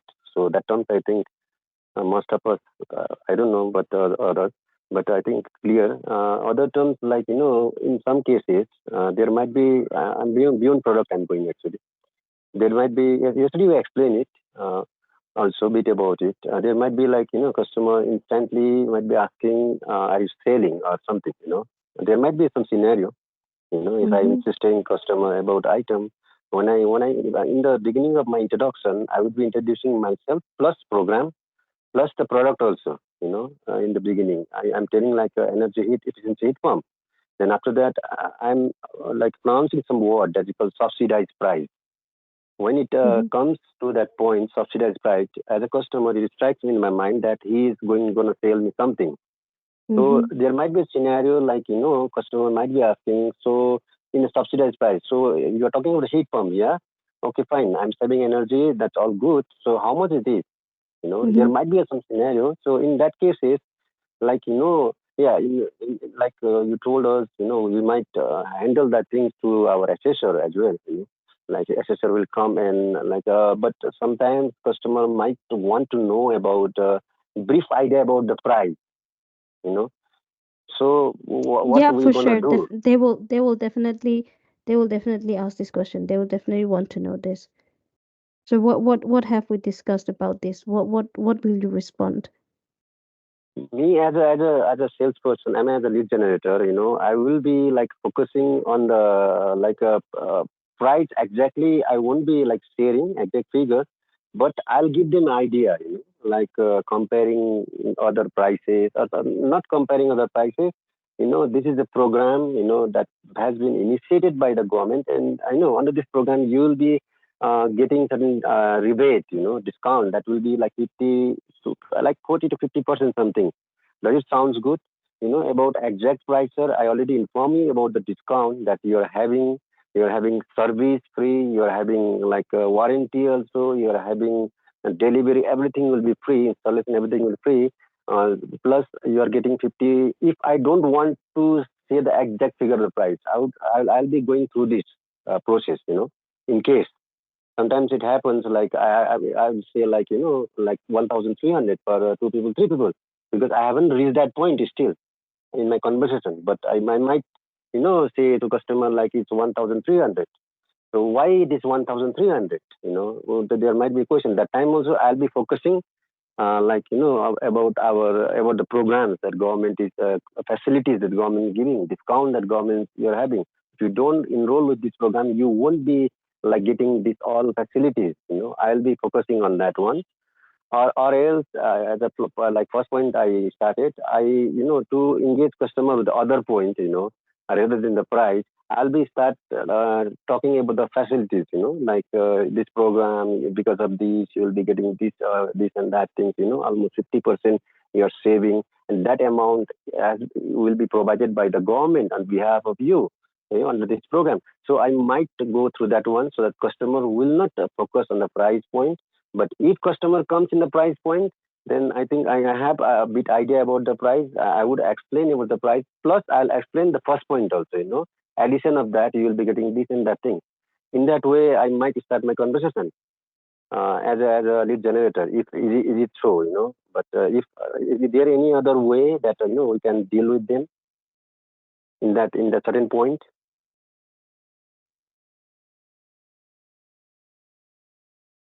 Puja, if you face that same scenario, what will you do? If customer asks you what's the price that I have to pay, or how much it's going to cost me?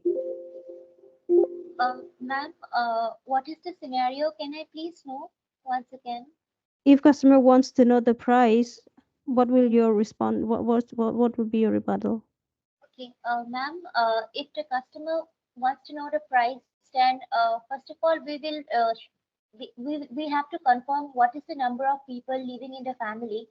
And ma'am, if it is less than two people, then the price is ma'am $1,250 plus GST and $1,350 plus GST. Uh, or ma'am, not and or $1,350 plus GST. But I'm not sure about the number. And then, ma'am, if the number of people leaving is more than two people, then the price is $1,485 plus GST, ma'am. But then I'm not sure about the Puja, number. Yes, Puja, Bhaiya. okay. I think my question will be, like if suppose you don't want to inform him about the price, it might Okay. happen that you say 1,300, customer cut the call. Okay. Mm. So what will be other things you'll be informing customer if you don't want to go with the price, but you want customer to engage with you. You want customer to reach up to the eligibility criteria, particular criteria. So you just want to close it. You want to reach that point, like eligibility, qualifying criteria, asking certain questions and all. You just want to go ahead. You want to engage customer. So what will be the particular point, for that customer might not focus on the price in the beginning itself. If he is asking price, but you are trying to divert that conversation in certain way, you're trying to motivate customer in certain way that you are not informing him a price, but you are informing some big facilities. So the customers, might be thinking that, yes, I think the guy Puja is explaining in certain way that, I'm getting a big discount or I'm getting good price from particular, the caller. So, so in that scenario, what will be your answer for the customer if you don't want to mention about the price? Since our process has been already easier for us, Logen already make it easier, because you just qualify the customer, you reach up to the eligibility criteria, address, confirming address, email address, phone number, and alternative number. Okay, that point. Then after other parts like tank size, like about the price, about the additional facilities they are getting, those all points will be discussed by our assessors. Half part we have done, we make our assessor enter their house. Then other part will the role will be played by our assessor. Who is well informed about. The big point is they are practical.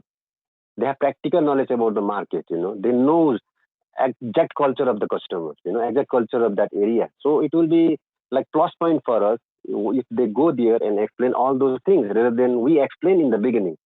So what are the particular points that you don't want to explain? Your customer should not be asking the price. So what are kind of things you will like modify to like inform customer about our program? That's what the question is. If it is so, in case I'm talking about, Yes, Sorry to yes. interrupt you, ma'am. so that I'll get. Sorry to interrupt you, ma'am. I'm going out to take my daughter from the school. So, can you say that again? Vipin, right? Ma'am, I'm going out to take to my daughter's school. Okay. And when We'll are be you back expecting within to be like back? 10 to 15 minutes. Okay. Let's all take a lunch break now. I'm not sure if Harry's back or not. So it's 12:20. Let's Oh, be back at 1 o'clock. okay. Yeah. Sure, You sure, sure. you Okay. you go ahead as well, Vipin. We'll continue later after the break. All right. Okay. Okay. Thank you. Thank you. Thank you, ma'am.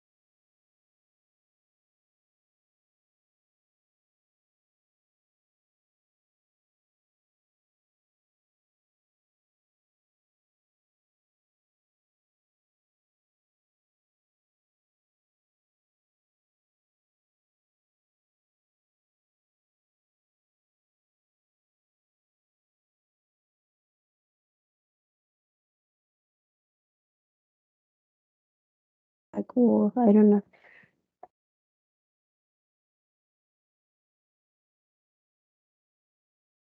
Okay, so far till now we've been talking about the systems, the hot water system in general, um, heat pump and all this. Now, apart from the product information about from learning about the product, we still have to qualify the customer to, for them to take advantage of the rebate or the discount. So let's do a refresher on the quality questions or quality parameters that every customer should fit in or would be able to meet those requirements, right? So it's not too difficult, and it is also mentioned on the script. So there is no way that any of you would be missing out or will skip on these questions. But it's always good to actually, remember if that's possible. Eventually, I mean, initially it will be difficult to remember all these questions, but the more you start, asking these questions to the customer, it will be on the tip of your tongue. So only few qualifying questions that we need to check with the customer.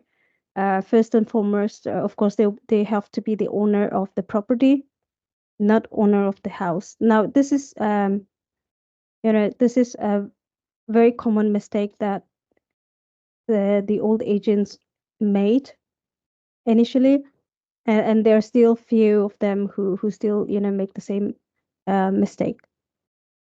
So when we ask the customer if they are the owner of the property, I mean, regarding this question, some of the agents, some of the lead generators, what they're doing is they ask the customer, are you the owner of the house?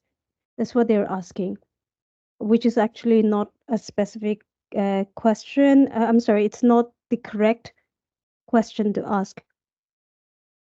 Because let's say I'm renting a property. I am a tenant. I'm not the property owner. But if someone calls me and asks me, "Are you the owner of the house?" I will definitely say yes, because even though I am a tenant, I'm staying in this property. I'm staying in this house, so I am the owner of the house, right? But if someone asks me, "Are you the owner of the property? Are you the owner of the building you're staying in?"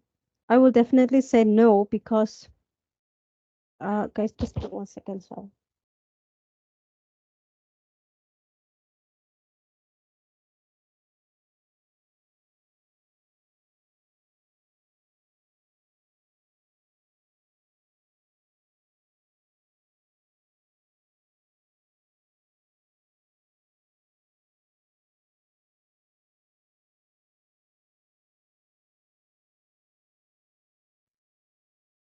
Sorry about that. Right. So if someone calls me and asks me, "Are you the owner of the house?" Sorry, are you the owner of the property or the entire building, or do you own the house that you're staying in? I will tell them. I will certainly say no. I don't own this property. I'm not the owner of um this property. I'm just renting it.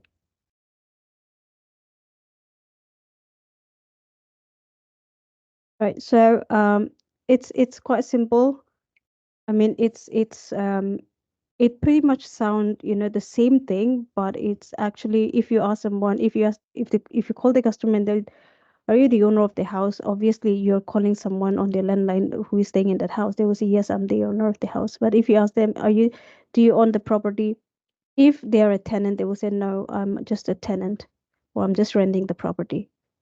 If they are the property owner, they will say, "Yes, I own the property." Okay, so there's two differences, slight differences in questioning the customer. So always ask them, "Are you the owner of the property, or do you own the property?" So one first qualifying question is they should be the owner of the property.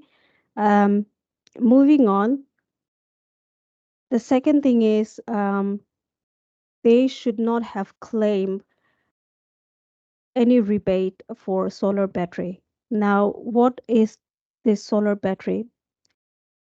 Again, you don't need to explain to customer about the solar battery um, unless they ask. And so far, customers doesn't usually ask what do you mean by solar battery. But it's always good to, again, it's always good to have, extra information or to know, um, you know, to have extra knowledge on the things that we're doing. So um, there has been a rebate, like the rebate for hot water system and the air conditioner we are doing right now. Till last year, there was another rebate for the Victorian people. It's called the solar battery rebate. So it's like an inverter. The solar battery, it's like an inverter. So what happens is, and especially people who have installed solar panels, um, they are actually the ones who have claimed the rebate for the solar battery. So what happens is, unlike in India, in Australia, what the here we have the power department who looks after everything, the electricity that we're getting, um, and the consumer have to pay the electricity in any of the um, offices related to the power department. So that's what we do here in India. However, in Australia, the government do not look after the energy, the electricity. What they did was they have given the authority to private companies.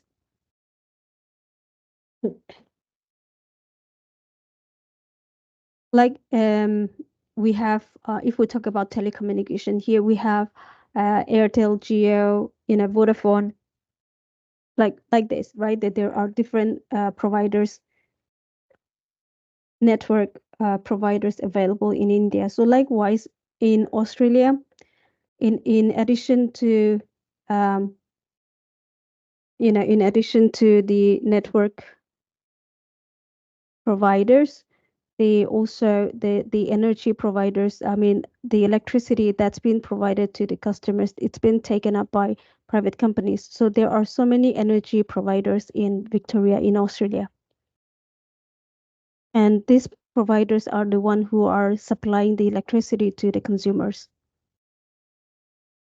Okay, so what happens is, as part of the government initiative program, the Victorian citizen also taken the rebate for installing solar panels. Now we all know what solar panels are, what's the purpose of installing solar panel, how it works. Everyone is aware of that. Okay, so what happened was those people who have installed solar panels, especially the ones who have big panels or large panels, they were they were not able to use the entire energy generated from their solar panels. So let's say there are one customer. Let's take an example of one customer. They have, let's say, 20 solar panels installed in their property, and these 20 panels is generating, let's say, 500 kilowatts of energy or 500 kilowatts of electricity. Now, in a month, this customer is consuming somewhere around 300 kilowatts only. However, their solar panel is generating 500 kilowatts. So what happens to the extra 200 kilowatts? So in the past, what happened was, since the customer is using only 300 kilowatts of electricity, that's the only amount of electricity they need or they use. The extra 200 kilowatts or the whatever excess energy or power that's getting generated from the solar panels, they used to sell it to their energy provider. So that's what they had been doing, the consumers, that's what they were doing in the past. The excess electricity that's generated from their solar panels, they sell it back to their own energy retailers, whoever is supplying their electricity. But after the government, initiated, launched the solar battery rebate program, people started, claiming, purchasing the solar battery with a rebate, with a discount. And in this battery, it works like an inverter. They have, instead of selling the excess power back to their energy retailer, they used to store it in that battery to use it, when their solar panel is down, or the solar panel is not generating much electricity. So, or like we use inverter as a backup, for electricity. When the electricity is not there, we use the inverter backup. So likewise, they were using it that way. So that's the solar battery that we are talking about. And this this campaign ended last year. It's no longer in the picture now. But some of the customer, and not every customer, claimed the rebate for solar battery. Like I said, the only ones who claim this rebate was the ones who installed the solar panel. So another qualifying question that we need to ask in order for the customer to qualify for this rebate is asking them whether they have claimed the solar battery rebate in the last couple of years. If customers say no, I haven't, then all good. If they say yes, I have taken the rebate for the solar battery, then they will not qualify for the rebate of the hot water system.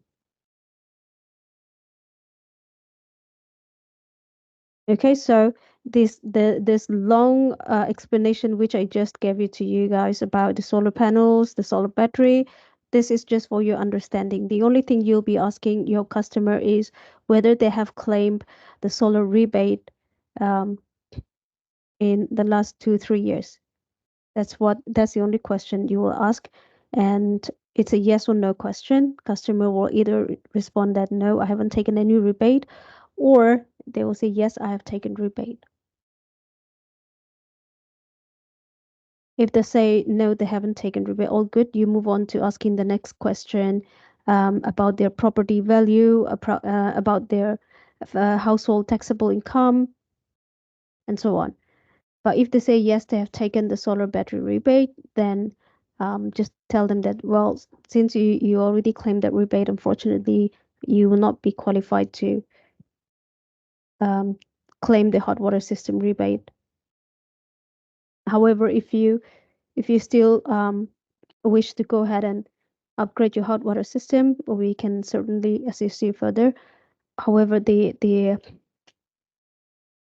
amount that you need to pay would be, the discount would not be much. So instead of, it's always better to use, if there is not a choice of statement or words, we can always use that. So instead of telling them they have to pay a higher amount, you can always tell them, well, the rebate amount, since you have already claimed the solar rebate in the past years, you will not be eligible to claim the rebate for the hot water system. However, if you wish to, if you still wish to upgrade your hot water system, we can help you with that. It's just that the rebate will not be much.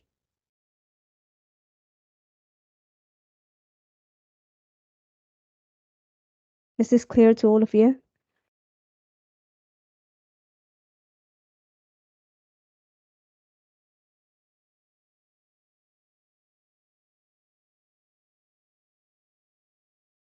Harry, are you back? Yes, ma'am. Hello, guys. Please, Okay. please respond, guys. We Yes, need ma'am. we want you to respond when someone's saying something. It's essential that we respond whether we understand or not. Ma'am, Whatever it. my question remain the same, ma'am. that I don't think it's my personal opinion. I'm not forcing anybody. It is completely my personal opinion that I don't think customer ask so many questions that I think we all be able to handle the calls, all the leads. Right? Right. I would like to answer your question right there, Harry, for you. It is not what you are thinking that will happen or will not Okay. happen. I would Okay. not say that that will not happen or happen. But only one thing I want to put in here, for not just for you but for all of us, is that whatever we are discussing on this training, nothing is going to be unnecessary. Everything is going to be very necessary for us. We discuss only about what we need to know about the campaign, about the product, about the process, and everything else. Whatever we are discussing, nothing is going to be irrelevant. Understood. Okay. So you might Okay. be thinking that the customers might not be asking me these questions, but since you are in this training room, it is your responsibility to understand all the things that are being discussed and learn them also, because even you will need them sometime. Okay. You might think like you might not need them, or Suman might think that Suman might not need them, or even Pooja, Vipin as well. Even I might think, but it is essential that we cannot, predict what's going to happen. We have to be prepared for all of that situations. Exactly, right. For example, when you're learning a subject, you just don't read chapter number 1 and go for an examination. You need to read the entire book to go for the examination, right? Right. Whether Right. Right. the question comes or not comes, it is your duty to read the entire book. So this is the book, you have Right. to read it, you have to know it.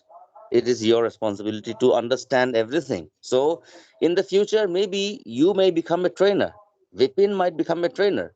So how will you train the new candidates if you don't have your own knowledge, right? Understood.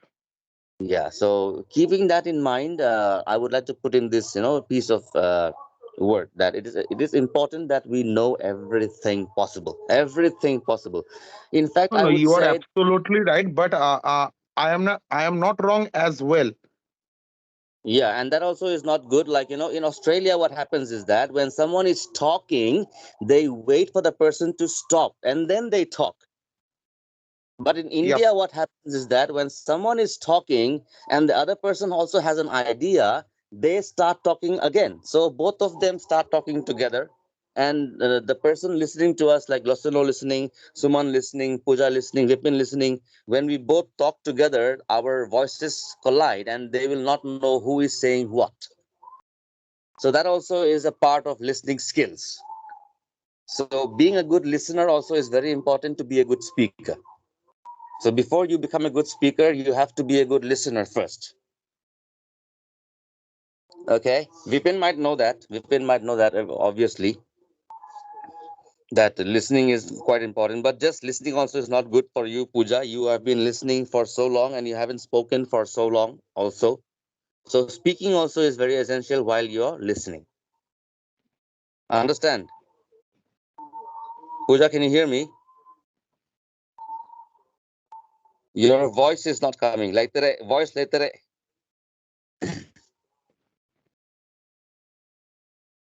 Ille. Voice ille. I cannot hear you. All right, so we may think that we know these things. For example, Suman might think, "Oh my goodness, so many times she is repeating hot water system, electric system, gas system." He might think, about Loseno that she is repeating again and again. I know these things, but what he is doing, he is still listening. He is trying to find out like what is there. There might be one single point where I might have missed something, so he will try to grasp that point, and that point will enhance him more. So keep that attitude. Okay. Sure. Sure. पूजा पूजा कहाँ गया चला गया I think she'll log in back. I had to put in that word actually.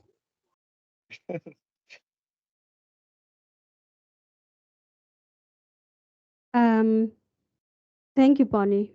Really. Yep. See, guys, I'm not here to waste anyone's time. I'm not wasting my time and energy over something which is useless or which is not going to help you guys in any way. I have tons of work to do. I have to deal with even when I am talking to you guys, I'm doing a multitasking. I have to respond to our AP's concerns if they have anything, because I'm the point of contact with our clients, with our AP. I have to look at my support and what they're doing. If there are uh, jobs getting assigned to the assessment team, whether they are generating leads or not, I have to overlook about everything. I'm not bragging about what I can do or what I can't do or what I'm doing, but this is what I am trying to um you know do a multitasking even when I'm talking to you guys, to be honest. So I'm not here to waste anyone's time. I mean, if you guys want a shortcut, um, you know, product training, I can do that. I can certainly do that. But the only reason why I'm not doing that is because when you guys actually go live, you don't know what kind of questions customer will ask you. We never know what kind of questions they might ask you. Now there might be some new questions that you guys will be coming across. There will be new scenarios that you guys will be facing once you start live, once you start talking to customers. Even something which we are not aware of, something which might be a first time for us also.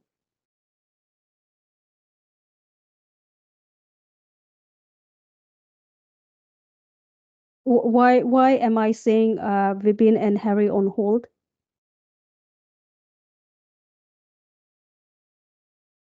Why is this happening? I mean, I have no idea why this is happening.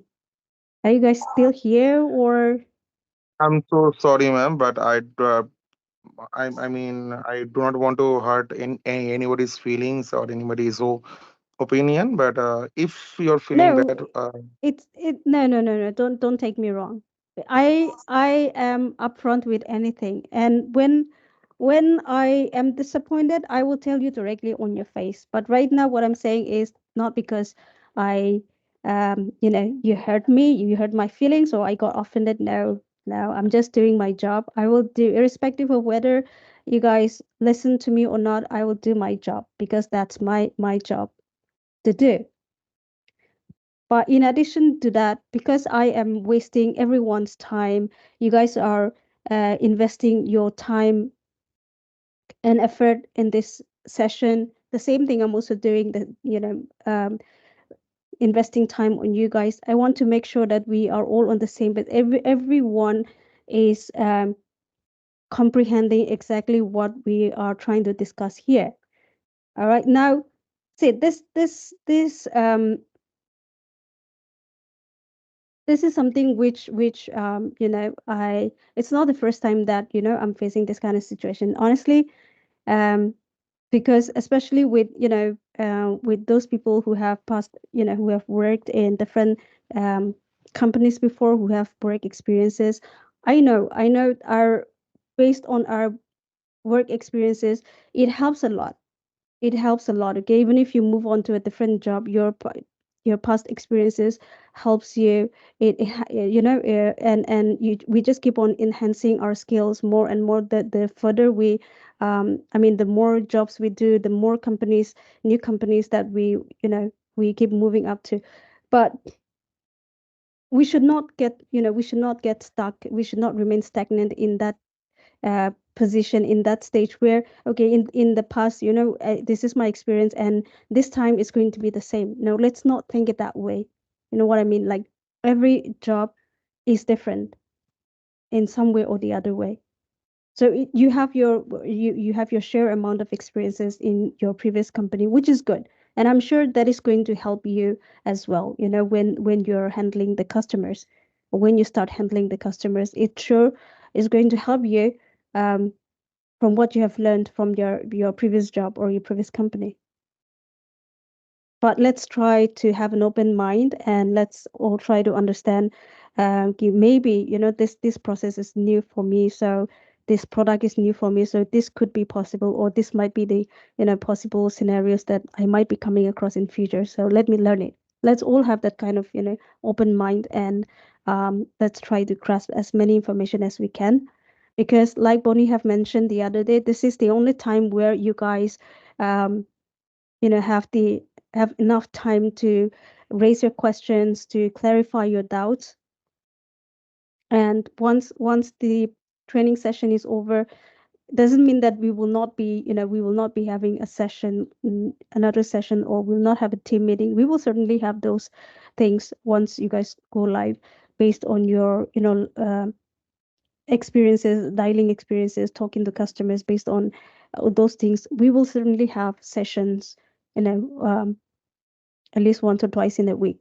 But it's going to be a short session, and it's going to be specific based on what you have faced, based on what scenarios you have come across during those days, or on that particular day of dialing. Now is the only time where we can bring all possible situations on the table and have a thorough discussion, assisting each other, helping each other. If one person is not able to understand properly, another person will come in the picture and then try to elaborate. That's what we've been doing. And like it's an open discussion right now. So this is the only time that you guys have the opportunity to do that. So whatever you have received, Harry, to a certain extent, of course, it might be right. You might be right, that customer will not, and for some customers, yes, they will definitely may not question anything to you. They'll just listen to you, and they'll just respond, yes, yes. It happens. It has happened in the past, and it will happen with some of your customers in the future as well. But what you need to understand is, will you be generating such kind of customers, such kind of leads, or will you be generating potential leads which will eventually end up getting installed? That we need to understand. Exactly. Yes, that's right.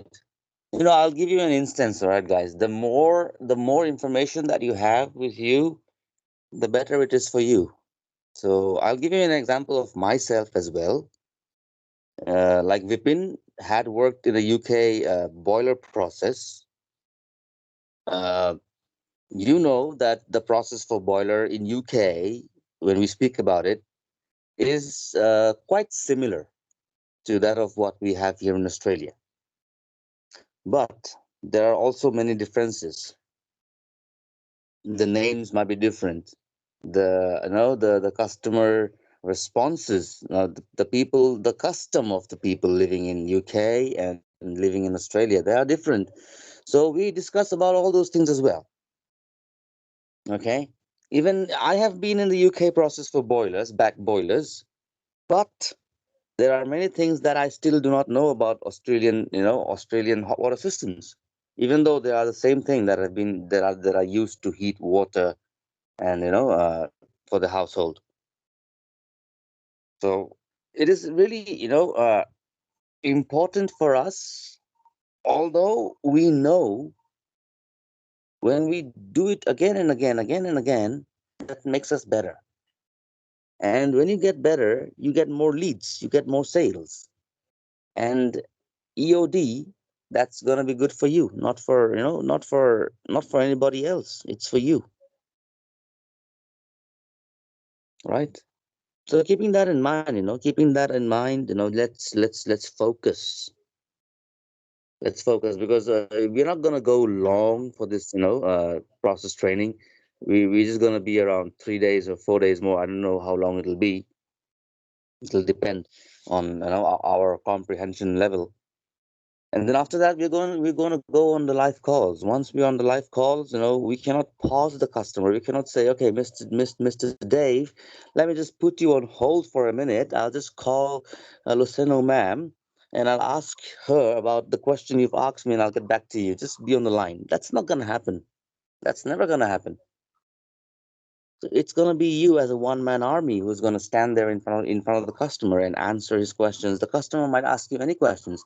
And imagine, what if you come across a customer who is educated? I mean, who is like educated in the sense like who is, interested in exploring things. He's definitely going to ask you questions. I've come across those customers many times when I used to call. And those calls, even if they are not a sale call for you, those type of calls can actually make your day for you, even if they are not sale calls. You get a chance to speak to a customer for say 10 minutes, 20 minutes, even though it's not a sale, you are able to pass on information. You're able to educate the customer on something which he is not aware about. So that gives you a sense of satisfaction inside, and that helps you make your day. And when you have that experience, the next call which comes to you probably, might be a good call, and you might crack a sale as well. So it's essential to have the knowledge about what you are doing. It's like, it's just like someone gave me an example the other day. He said, suppose you go buy a car, you buy a car and you have no idea about the car, and then your car breaks down someday, and then you go to a mechanic and you just park your car in the mechanic store, and you come home, and the next day you go visit the mechanic, and he says that this and that and this and that were being repaired, and you have no idea about it, and you pay him a lump sum of money, and when you come back home, you only realize that he just changed your tires, and you changed your oil, and he took away everything from your pocket. Why? Because you did not have the adequate knowledge about it. So if you had known, then you would have been having an idea of how to keep yourself away from that. So knowing things is not a a negative thing. It's actually positive in that sense. I do believe that everyone here would agree to the point.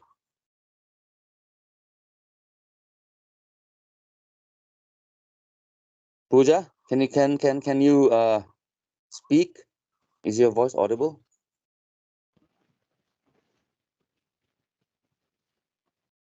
Are you using the other headphone which you have been using in the morning, or is it the new one? We can't hear you actually.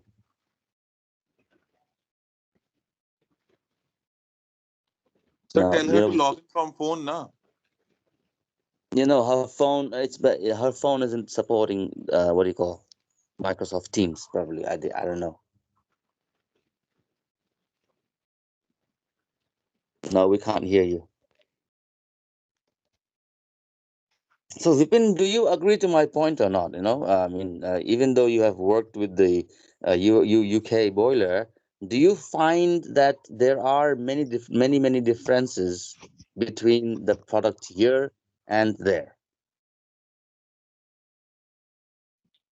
Yes, sir.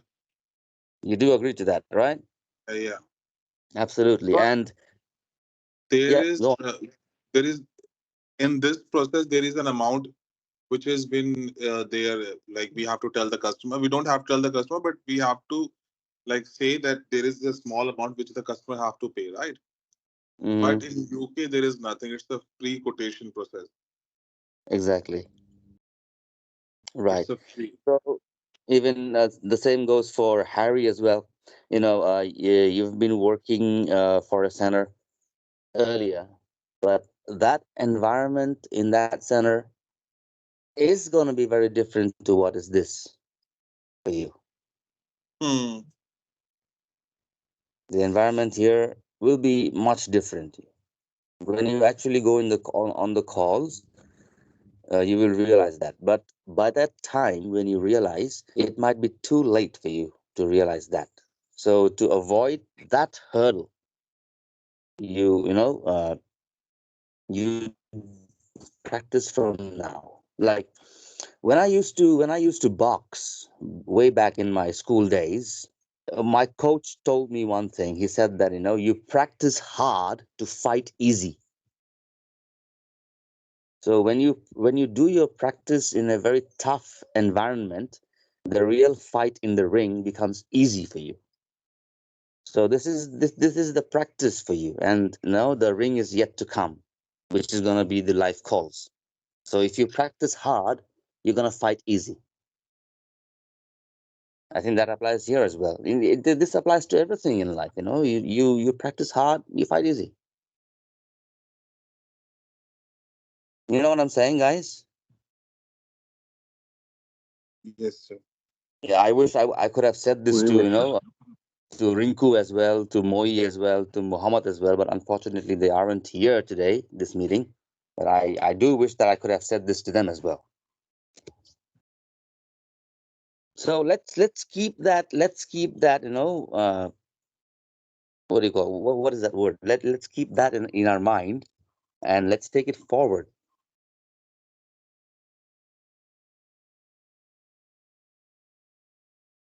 Suman would like to add something. You can go ahead. You have good inputs, more than me, actually.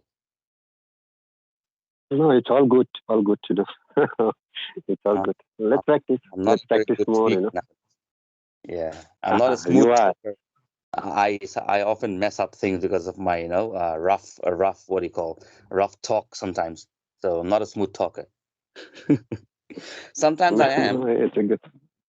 I'm seldom a smooth talker, I would say. It's Okay, all good. All good. You go ahead. all is well. All is well. Yes, yes, yes. All is well. In between, let me ask questions. Like in the kind of different environment. I'm just talking. It's fresh up our mind only. I'm not asking about talking about scenario. Like I'm asking questions. Like not about product, not about anything else. Is it like like I have generated the lead? Okay, all right. Mm-hmm. For example, I'm setting an example first.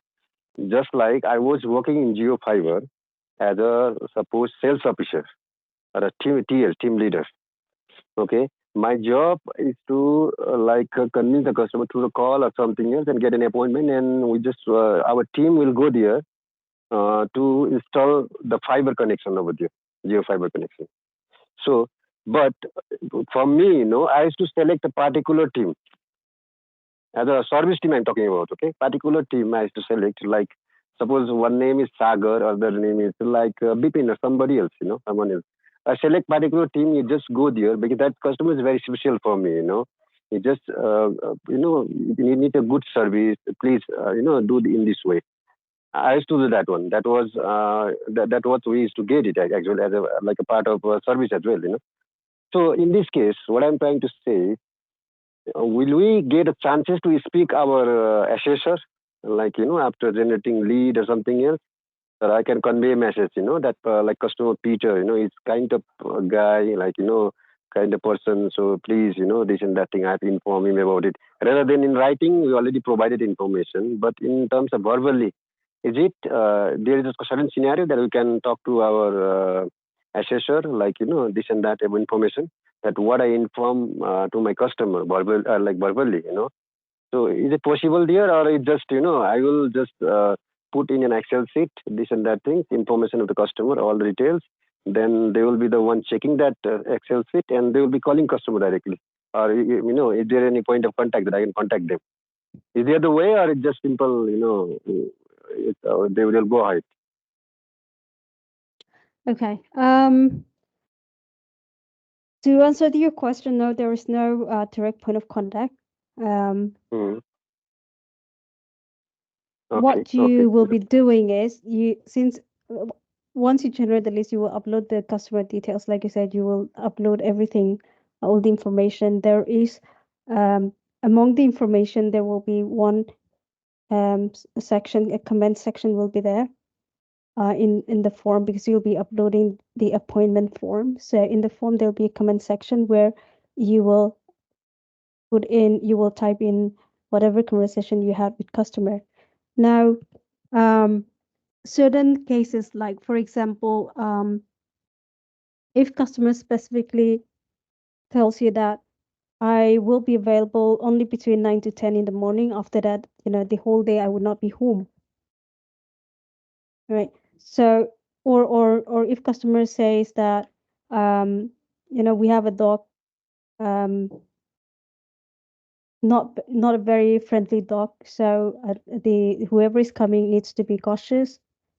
Or if customer have any special kind of request or specific information given to you, especially those information should be mentioned in the comments, because whatever comments you'll be putting in there, typing in there, those instructions or those comments will be the assessor will have access to view those information, and based on that they will deal the situation accordingly. Or if you mention good customer, or customer educated customer, or customer has a language barrier, for example if they can't speak English properly, or customer is a bit old, speak to them slowly, or anything, like based on your experiences during the entire conversation with the customer, you have the option to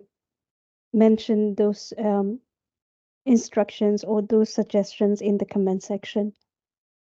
Now that is the part where the exactly what you have mentioned there, it will be passed on to the assessor when we assign the jobs, the leads to the assessor in the CRM.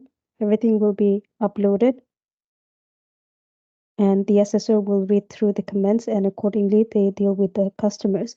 Now for especially for the time, if customers specifically mention that if they don't come between 9 to 10 in the morning, I will not be there, they will not be able to catch me, or I won't be available the whole day. For especially for things like this, we also, the backend support team, notifies them, whoever the assessor is going to assess those jobs. Specifically we notify them about this is the job ID, or this is the customer's name, and this customer wants the appointment to be around this time only, not before or after that. So if there are any special or extra specific information, those are relayed to the customer, to the assessor, verbally or through messages. But yes, in addition to that, whatever you'll be mentioning in the comments, the assessor will act on it accordingly. But yes, So does no that direct point of mean contact. Yeah, Bonnie.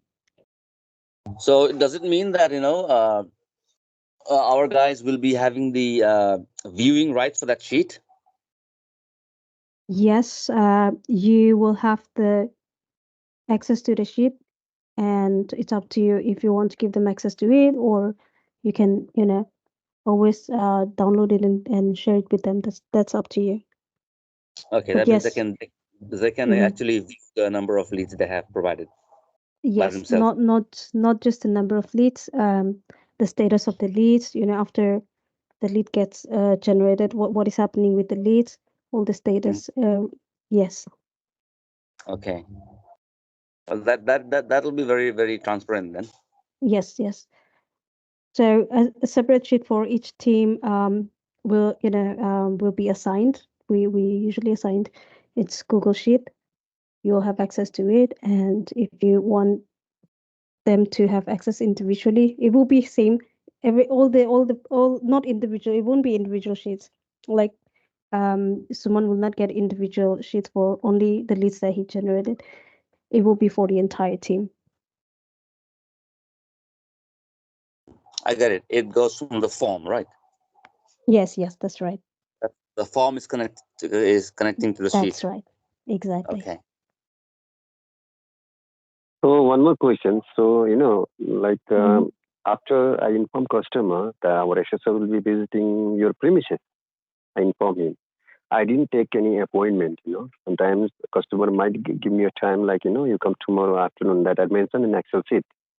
So for an idea, like in some cases there might be scenario like how long it will take to install the item. How Mhm. long it will take to your assessor to visit. Is it like in some cases, if I'm selling something, our service team will go and like fix that things on the spot. You know, on the spot. I mean, same day. I mean to say, if I did that sale in the in the morning time, like 9, 10 o'clock, it might happen Okay, got sometimes it. like they will provide services in afternoon, but customer need it the same day. He might be going somewhere else. So is it possible on the same day they will be going assessor visit, or it will take like how many days? After 2 days they will go, or 1 day? That's idea. Just I want to know about. No specific date or time that I can provide you, but we will be letting you guys know in case, because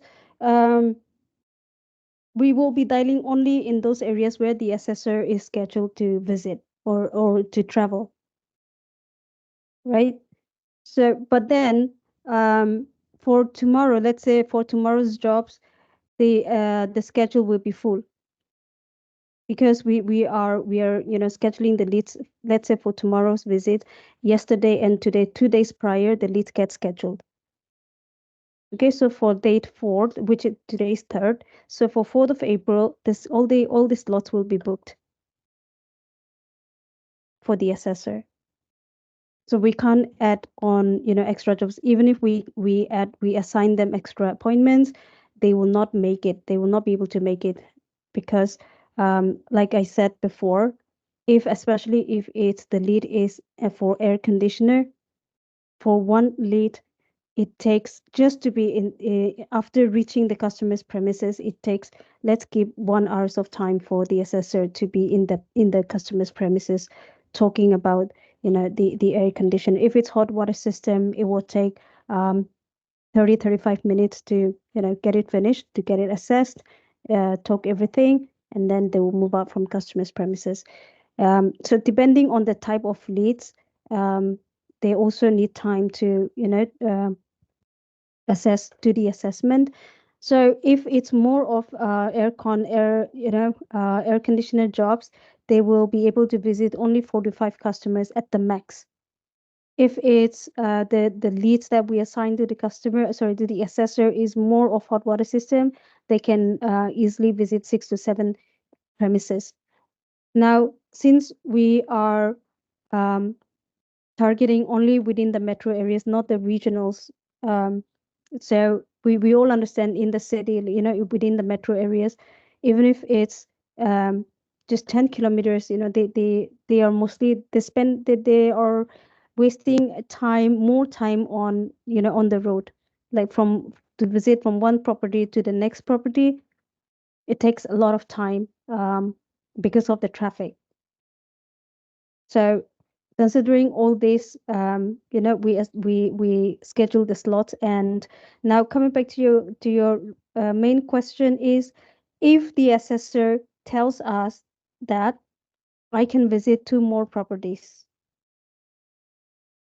yeah, or I still have time to visit 1 more job or 1 more property, if you guys have, you can assign it to me. Then we will let you know that the assessor is in this area. If any of you get an appointment in this area, you can schedule the appointment for assessor will let us know that we can book an appointment for this time slot. So maybe, for example, we're between 3 to 5 o'clock, you guys can assign me 1 more lead. So the same thing will be relayed to all of you, that this is the area that the assessor is working on right now. If you get appointment in this area, you let the customer know that the assessor will be visiting them in the next couple of hours, or between 3 to 5 o'clock today. So these things can happen sometimes, depending on the assessor's availability and when the assessor ask to add on more leads. If not, usually if you book an appointment today, we can that lead will be scheduled for immediately next day, or after 1 day gap, as in within 1 or 2 days time, it will get assigned and the assessor will visit those customers. But another situation is that we let's say we are dialing in 1 cluster. Now cluster in 1 cluster, there could be 3-4 areas, different areas, or it could be 2 areas, or sometimes it even comes to 4 or 5 areas which are close to each other. right? Where the assessor, because the assessor has a limitation. We have a limitation in terms of the, when scheduling the leads, we have to follow the route where the assessor will be traveling. And we're like within 30-kilometer radius, whatever areas comes within this 30-kilometer radius, for example, we can pick up those areas and we dial from there. So we call it a cluster. So within this 30-kilometer areas, whatever areas we are dialing, if we get 4 to 5 leads altogether as a team, if we get 4 to 5 leads or jobs, then today, let's say we all dialed today and we got 5 leads from this cluster that we dialed today. So what will happen is tomorrow the backend team will call all these customers and verify whatever needs to be verified or information needs to be given. And if customer is available, they will schedule the appointments for the next day, for date 6th. So that's how it usually happens. You generate the leads today, next day, those leads will be verified and scheduled for the next day to be visited. But sometimes Okay. sometimes if like I said, if we need to add on leads, which we call it live appointments, then those during the time when there is a requirement, it will be informed to all of you that we need live appointments. We need to add live appointments from this area. We need to generate leads for the same day in this area. So those um, informations will be passed on to all of you as per the requirement. So on Okay, the other now. part, okay, fine. If you want to go ahead, go ahead. It's just a fun kind of questions. Other part like we have introduced ourselves, like my name is Suman, Luciana, Harry, Bonnie, Pooja, Bipin, all of us. Just would like to know in a fun way, which nationality are SSR over there? I mean, normally is there local or it's from other country, from India, Philippines? Mixture. It's mixture actually. I also don't know all of them, but the ones that is assigned for C3S for our team, it's mixture. They have Australians, assessor working for them, Indians. I think one is from Sri Lanka or Pakistan. I don't recall exactly, but yeah, it's mixture of nationalities working there. Why I'm asking this question? Question is for because in a sales, I'm from sales, so I have faced those scenarios. Like I call the customer in the phone, I inform all the details. Suppose I talk with the customer name called Bonnie. I inform me about my plans, structure, what the facilities they are giving. He is convinced. Yeah. But the time when visiting time, there's another person going to visit there. All right. For example, like in case in a place of someone which calling a customer, I'm talking about the market over here or somewhere, sales market. Okay. Then he went to visit there and he convert that customer. That customer he went and he just log in or he registered that customer different name. I mean, family member something, and that in a sales that sounds like it is his customer. I mean, in terms of lead also if I already called the customer, I got the details, everything. I try to convince him, information I given him. What if our assistant went there and they say this was not a customer call, this kind of things? Is there any scenario will happen like or no? Assessor might proclaim that this is my customer, this is the thing because at the end of the day, all hard work I put on it. Like I call the customer, I get to give him a lot of information and all. You know, I know their job role would be different or similar. I don't know about it. I don't have idea. As I know, is they are from the service team. But in case it happens, it do happens in that like in this call also or not. Because in the sales normally it happens. If we are selling here. Okay, I'm not sure if I understood correctly. You mean to say once No, we assign the leads, the assessor, what if they said it's their lead? Is that what you said, or did I heard you yeah, correctly? somehow like that. Somehow. So that's question. I couldn't explain it in a proper way because I don't know the scenario there. But in other type of sales, it happens, no? Yeah. No. No. It. See, the assessors are under, they are not freelancers. That the assessors are not someone we just randomly, the company, they don't just randomly pick someone from the market and or and send them for assessment. No, they are all under the payroll of the RAP. They all pay them and send them for assessment. So no, it never happens. Now, the only time this kind of scenarios happen is, let's say, and when we assign the jobs, we have our own center code, because we enter the jobs, the lead, we assign the leads in a CRM, where you guys will be uploading the leads in the appointment form, and the leads um, will reflect on Google Sheet. But the assessor do not have access to all this. These are all for internal use, for our internal use, only for our internal references. When we assign the jobs, we assign it in the CRM, where the assessor will have access to it. So we assign it to whoever assessor has been assigned to C3S. We assign those leads to them. They're your name, because you have, if it's your lead, your name will be it will come up there automatically in the CRM, and whatever information you have put in there, everything will appear on the, and especially the center code. Like for C3S, we already have, we have our own center code, so they will get to know, okay, this job is coming from C3S team. Or if they have another call center, dialing for them, they will have their own center code, and we don't have access to view that other sender's code, the lead details. Even the same thing, the other senders don't have the access to view our jobs, our leads that we are assigning to assessors. And once they visit the property, we get all the proof that they have visited. Even if, let's say, they visit the job and customer is not available, what they do is they take the picture of the, from the outside, they take a picture of the house, customer's property, and it's all geotagged. So from there, we get to know that, okay, this assessor went there, visit the customer, this is the address, but customer was not there.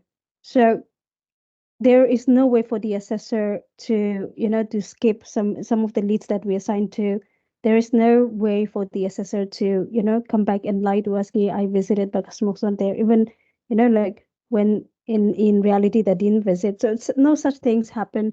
It's all very transparent. And they will never steal our jobs, or they will never claim the leads that we assign to them. They will never claim that it's their leads. The only time they generated their own leads is, let's say you generated one customer and we assigned a lead. Now, after visiting the customer and assessment is done, that customer gave a reference to the assessor. When the assessor visited the customer and his job is done, and then the customer said, oh, I have a friend, he was also he was also showing some interest regarding this campaign, or regarding changing the hot water system, for an example.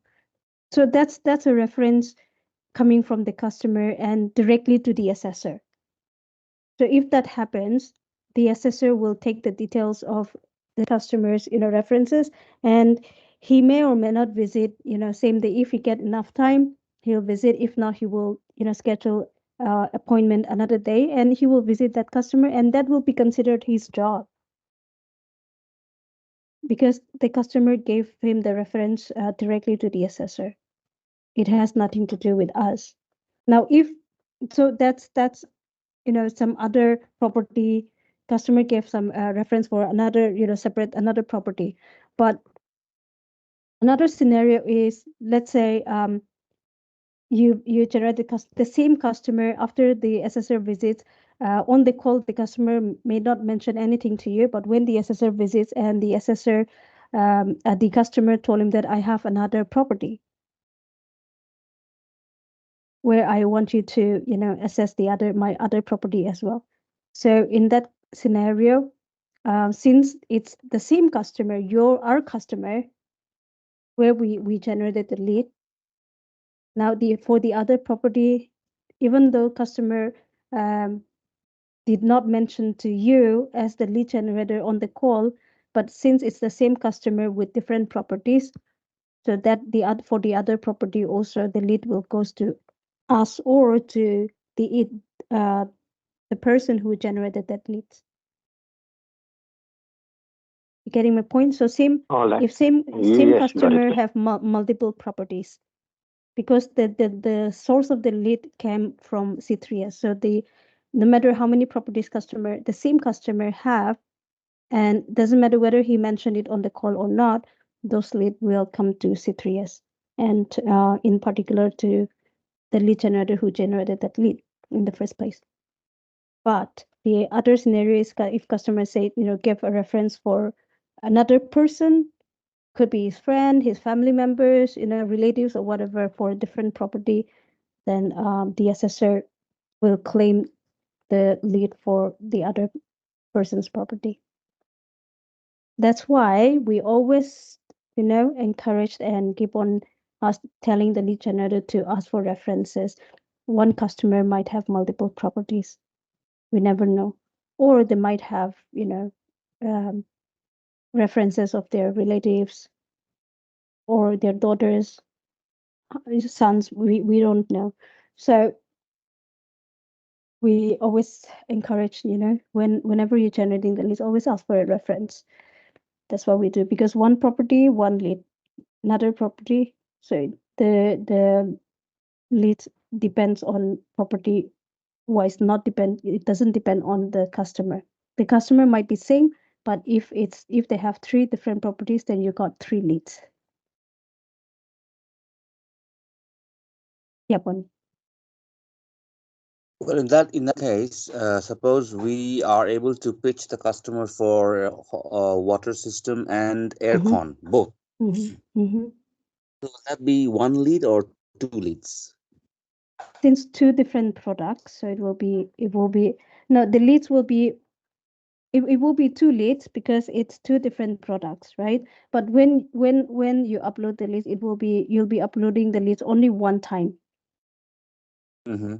Yeah. However, because the installation will be considered 2 units of installation, 1 unit of hot water system and 1 unit of air conditioner.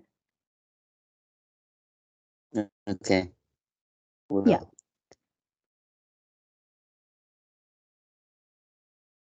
Again, 2 different products, so it will be considered 2 leads.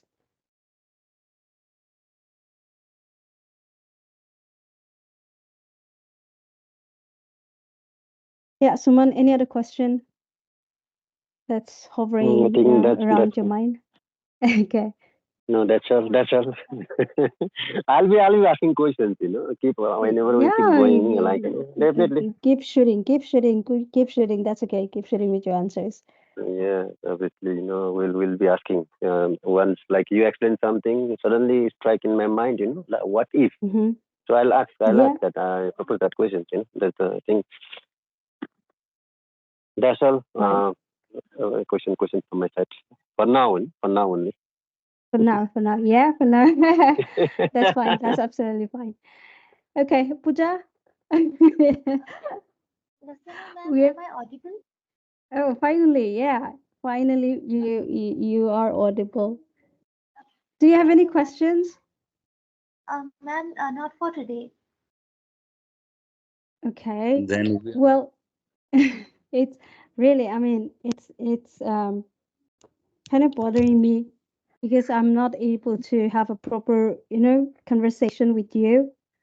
And I'm not sure how much you have grasped so far. So, Bonnie, you were talking about before, like, you know, giving some assignments or something to do. Please, you carry on. That will be all from my end for today. And we'll meet again tomorrow at 7 o'clock. Pooja, I want you to make sure that you fix your microphone or whatever is the issue. And tomorrow be on time. and test it with like I said, the meeting room is open before 7 o'clock. So try to log in. I'll be available. Try to do testing to make sure that your microphone is working before the others start joining in or before we start the session. Tika? Okay, ma'am. Okay, ma'am. Thank you, Yeah. ma'am. No All worries. right. Yeah, so I was talking about the assignment for you guys, about the rebuttals that Harry had mentioned lately before we went for the break. So the rebuttals will only come up when we bring up the questions, like we are just doing now.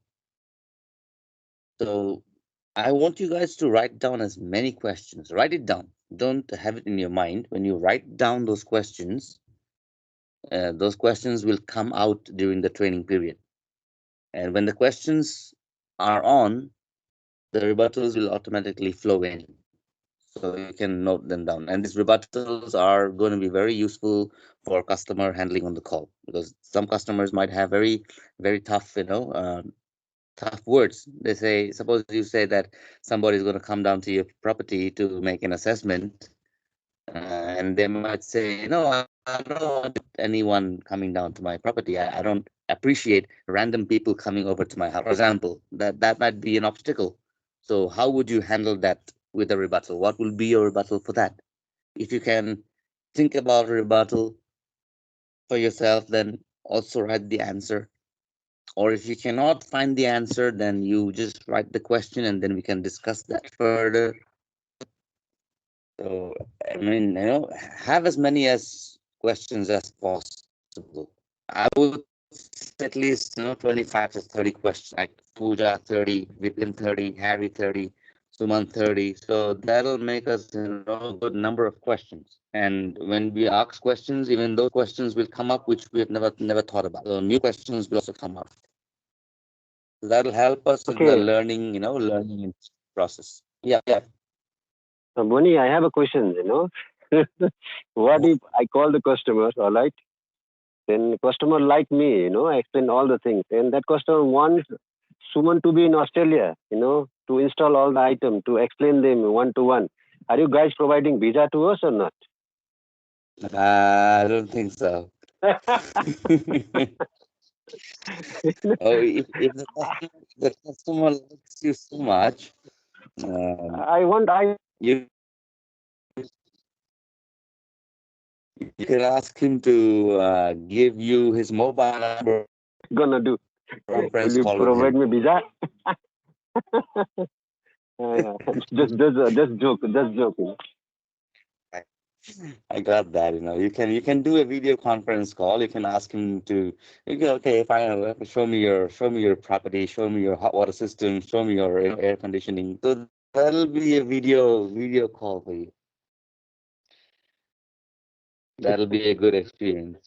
Even Harry can do, even Vipin can do, even Pooja can do that. If you have that rapport. Now, there are some customers you come across who will have a very good rapport with you on the call. After the call is over, you will feel like, yeah, that was like, a very good customer. That was a very good talk that we had. So all these things, help us in the calling environment. They might not be a sale call or a customer who is going to enroll for us, but these customers are also a part of our daily job environment, and they are the juice on the calls. They will not fill our stomach. Yeah.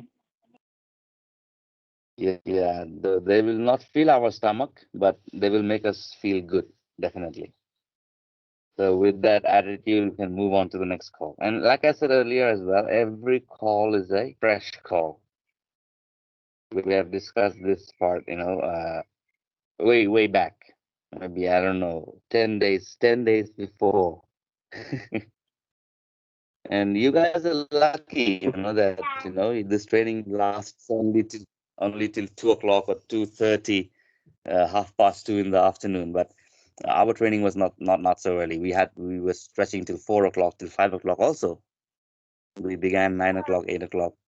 So since it is ending early, we're also starting early. So taking that advantage that we are going to end early, come on time. I mean, be on time because the requirement later is going to be like 5:30 in the morning. So you're going to have to wake up and on time, you have to log in.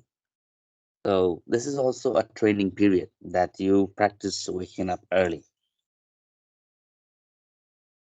So for guys like, Pooja, Suman, Vipin, the timing is also going to be a practice for you. Okay, sir. Okay, waking up early, going to bed early. The only key to waking up early is going to bed early. It's not setting an alarm. If you set an alarm, you're gonna snooze that alarm again and again. So just go to bed. Go to bed by 12:30 or 12 o'clock at the most, and you will have yourself up by 6 o'clock. I mean 5 o'clock, not 6 o'clock. My bad.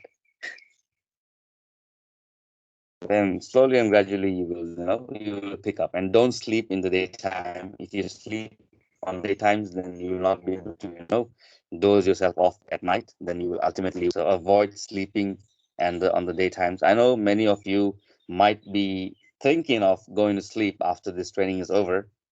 So avoid that so you can doze off early at night and wake up early in the morning. Okay. Any other questions you have, Suman or Look, Pooja? That's all.